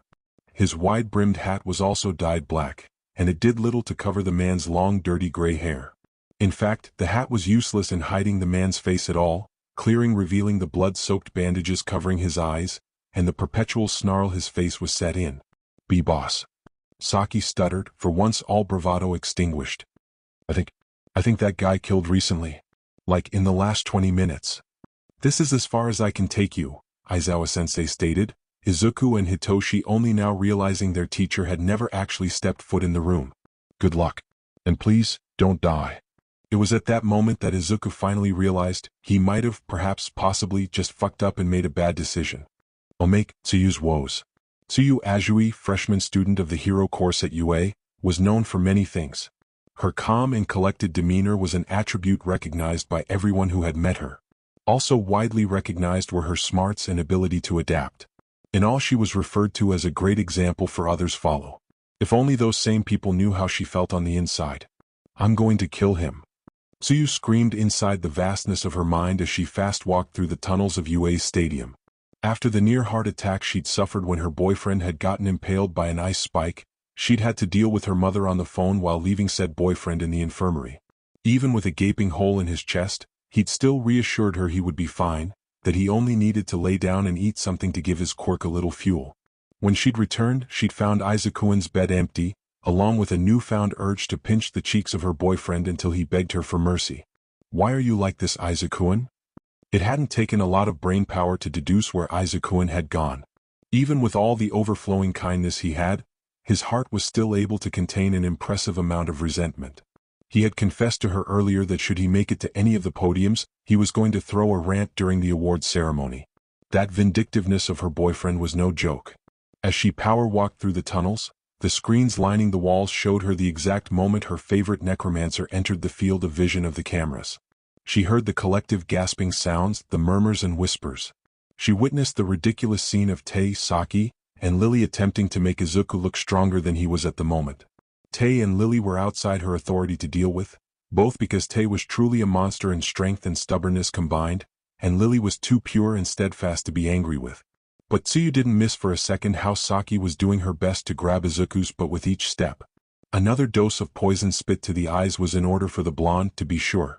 Turning one last corner, the entrance to the arena became visible, just as All Might placed the medal on her boyfriend's neck. Interrupting now would have still been possible, but would have caused a greater faux pas than Izuku's plan. Being her mother's daughter, she knew such a break in protocol would have led to dire consequences for her. Begrudgingly, Tsuyu gave her boyfriend the victory. She'd just have to make sure he knew he'd be paying for it. BBBBZZZZZZZZZ. The massive screens populated around the stadium suddenly snapped to static-filled life, the sound of audio snow capturing everyone's attention whether they wished for it to or not. Less than a handful of seconds later, the chaotic screens flickered and turned dark, only a large Arabic numeral 1 at their center. A medal? The lightly synthesized voice that purred from the speakers was glaringly feminine, and equally laden with contempt. This can't be good, Tsuyu muttered to herself. While the unexpected interruption was many things, to Tsuyu it was at the moment above highly illegal. She'd kind of wanted to hear her boyfriend's rant against the system, but this obvious hack into UA's network was breaking so many laws it wasn't funny. She wished she could disagree with the words of the hacker's message though. This lady isn't wearing Karo? Tsuyu conceded, failing to suppress the shiver that ran down her spine as she remembered what could have happened to her if she hadn't forfeited against Todoroki. Still, this is definitely crossing into criminal territory. Izuku using his time being awarded to expose the truth to the world might have been more than a little rude, but at least he would have been doing so legally. Why was this hacker risking so much? But perhaps this yearly atrocity shouldn't really be surprising him? After all, this is the venerable UA we're talking about here. A world-class hero school that allowed and promoted horrors like this. The screens began to play a familiar scene, one that allowed the frog girl to realize something. This hacker had committed far larger crimes than just breaking into the UA network to broadcast their message. She suddenly felt sick. She knew what was coming. I'm sure I don't need to tell any of you what a quirk marriage is, right? No matter how distorted it sounded by the recording, Todoroki's voice sounded just as hateful and hurt as it had sounded back then. Whatever you think you know, the truth is hundreds, no, thousands of times worse. As the nightmarish recounting of Todoroki's childhood played out, Tsuyu felt the stirrings of guilt in her heart. She would always defend her stance. Todoroki had struck first and so retaliation was justified in her eyes, but she and everyone else should have been able to word things a little differently. Listening to their words from an observer's perspective allowed the frog girl to see just how cruel and selfish both sides' words had been. Maybe if they hadn't been so focused on being right, they might have been able to warn the teachers before the match, before everything had escalated out of control. So deep in her thoughts did Tsuyu go that she almost missed the moment the recordings cut off. She blinked as her stomach dropped. This hacker was manipulating the whole event. Without the next piece of the conversation, the conflict was without context. This is the deal, boy. You will marry my daughter, and conceive with her at least one female that develops your quirk or an improved variant. Endeavor's voice sent shivers through the spine of the necromancer's girlfriend, both due to its tone and the demand being given. He just said, intimidation. Tsuyu's broken voice came out a mere whisper. Izuku had told her about Endeavor intruding into his prep room, and he'd admitted that the number 2 hero had tried to buy him out. But there had been no mention to this atrocity. Tsuyu's world was spiraling. This was even worse than even her worst nightmare. Weakly reaching for her phone, Tsuyu tried to come up with some plan, some idea, anything that would solve this suddenly revealed situation. But she didn't even know who to call, much less what to say. Are you insane? Izuku's sharp reply returned Tsuyu's attention to the nearest screen. The exchange that followed melted away all her worries. In the face of mortal danger and promises of wealth and power, her precious cinnamon roll had chosen her in the most valiant way possible. Her fears of having her boyfriend stolen by the demands of prettier girls' twisted pro-hero father were banished as he spoke of her as the most beautiful maiden in the world. It was fair to say that she fell in love all over again with the Emerald Necromancer. I won't kill him, Tsuyu said with a loving sigh, her heart slowing back to its normal rhythm even when the screen showed Endeavor starting to heat up. "I'm still beating him up though, Caro. I'll make the piece of home." A woman, dressed in a solid black suit that outclassed the darkness of the night, walked toward a rather large house in one of the numerous suburbs of Japan. It was a rather surprising sight, considering that this particular residential zone was considered middle class and the woman appeared to be at least lower high class if not mid-high. Of course, said zone's tiering was almost entirely the fault of said large residence the suited woman was approaching. Many a well-meaning cop had called at its door to investigate all sorts of rumors. Loud wailing well into the night, complaints about unruly mutants causing mischief in the streets. There'd even been a report of the house collapsing at one point, only for authorities arriving to find it perfectly fine. It was chaos half of the time and misunderstandings every day it seemed, but for one Agent Smith, this was a place she wouldn't trade for the whole world. "I'm home," Smith called as she entered the house. "Miru." The shout came from a woman with the lower body of a snake, belting her grievance for the world to hear at the top of her lungs. The snake woman, or lamia as some would think to call her, was pulling the hair of a woman with the lower body of a fish, a mermaid if you would, that was sitting in a wheelchair. "I told you it wasn't your turn." Smith looked at the outrageous scene and couldn't help but pinch the bridge of her nose. This was not what she wanted to come home to. Pappy did nothing wrong. An incredibly loud and childish scream was all the warning the Smith had before a short woman with wings instead of arms darted through the hallway on the left and sped by her. It was a thoughtless thing to dodge the apparent harpy-quirked woman for the trained agent, though the individual who followed after her required a bit more effort to evade. "Come back here, you little underwear thief. Those won't even fit you." Charging after the harpy came a tall, busty blonde, galloping at full speed through the house thanks to her equine lower body. The Smith had to actually hit the wall to avoid a collision. "You okay?" The nearly run-over woman looked down, shaded gaze meeting that of a small woman whose body was entirely blue and somewhat transparent. Big solid green eyes stared back at Agent Smith while a singular stalk of green twitched above the shorter woman's head. There was no malice in the gaze, but for the spook who spent her days intimidating some of the worst, it was one of the most unsettling looks in the world. "I'm fine, Sue, thanks for asking," the Smith replied, offering no resistance when the shorter woman nodded and wordlessly took her bag from her shoulders. "All right, you two, you've had more than enough fun today." Snapping back to the scene that she had first walked in on upon returning home, the Smith was greeted by a sight that most people would have found straight out of a nightmare. A pale woman with multiple insectoid-like eyes, and a lower body that was comprised of the entirety of a spider minus the head, had captured the mermaid and lamia in a net. Both girls were trembling while looking up at the arachne, but the Smith wasn't sure if it was in fear of what the older woman had in store for them or something else. "Thank you for settling them down, Ratch, I appreciate it," said a young man, the first and only male the Smith knew she would find in this house. Smiling, the man stood up and dusted himself off, revealing that while not particularly bad-looking, he didn't look to be anything special to talk about either. "I was having trouble breathing down there after Marrow's chair ran me over." The Smith was instantly reminded of a certain kid she just left not too long ago. "Oh, you're back already?" the man said suddenly, breaking the Smith from her thoughts with a heart-melting smile. "Welcome home, Kuriko-chan." This was home. Her home. It was a place where broken girls with mutation quirks tended to find themselves for a variety of reasons. The man of the house, Kimihito Kuruso, accepted any and all that asked asylum, treating them like the people they were, not the monsters the outside world believed them to be. He tended to these girls' mental health, taking all the time necessary to build them back into functioning individuals who could stand on their own once more. And after that, he'd even go so far as to help his patients find jobs, start new lives. Kuriko couldn't count the number of children, young girls, and women that had passed through this house. But she could count the number that hadn't been able to leave.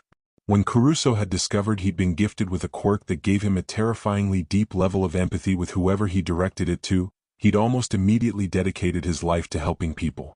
He could reach the hearts of the broken, help heal their pain. In his own words, how could he not reach out to them, offer them the safety and support they'd never been given? A rare variety of hero, Kuruso had had to fight overwhelming odds, even snatch victory from the jaws of defeat, to graduate from UA with a license. Of course, he'd then immediately retired and used his large inheritance to build this house and open his practice. He was the only man to date that was able to ignore Kuriko's quirk. He was the only one able to love her under any circumstance. "Did you have a hard day at work?" Kimihito asked, closing the front door behind her. "Do you want dinner?" Or maybe a bath to relax. It's Mrs. Caruso, the smith replied with a seductive smile, and I'd rather have you. This man, this true hero, was her Kimihito, her husband. And the husband of the few girls who'd never been able to leave. While polygamy was illegal in Japan, her husband's case was special. No one would ever take the other women in the house. No one would ever call them family besides her husband and herself.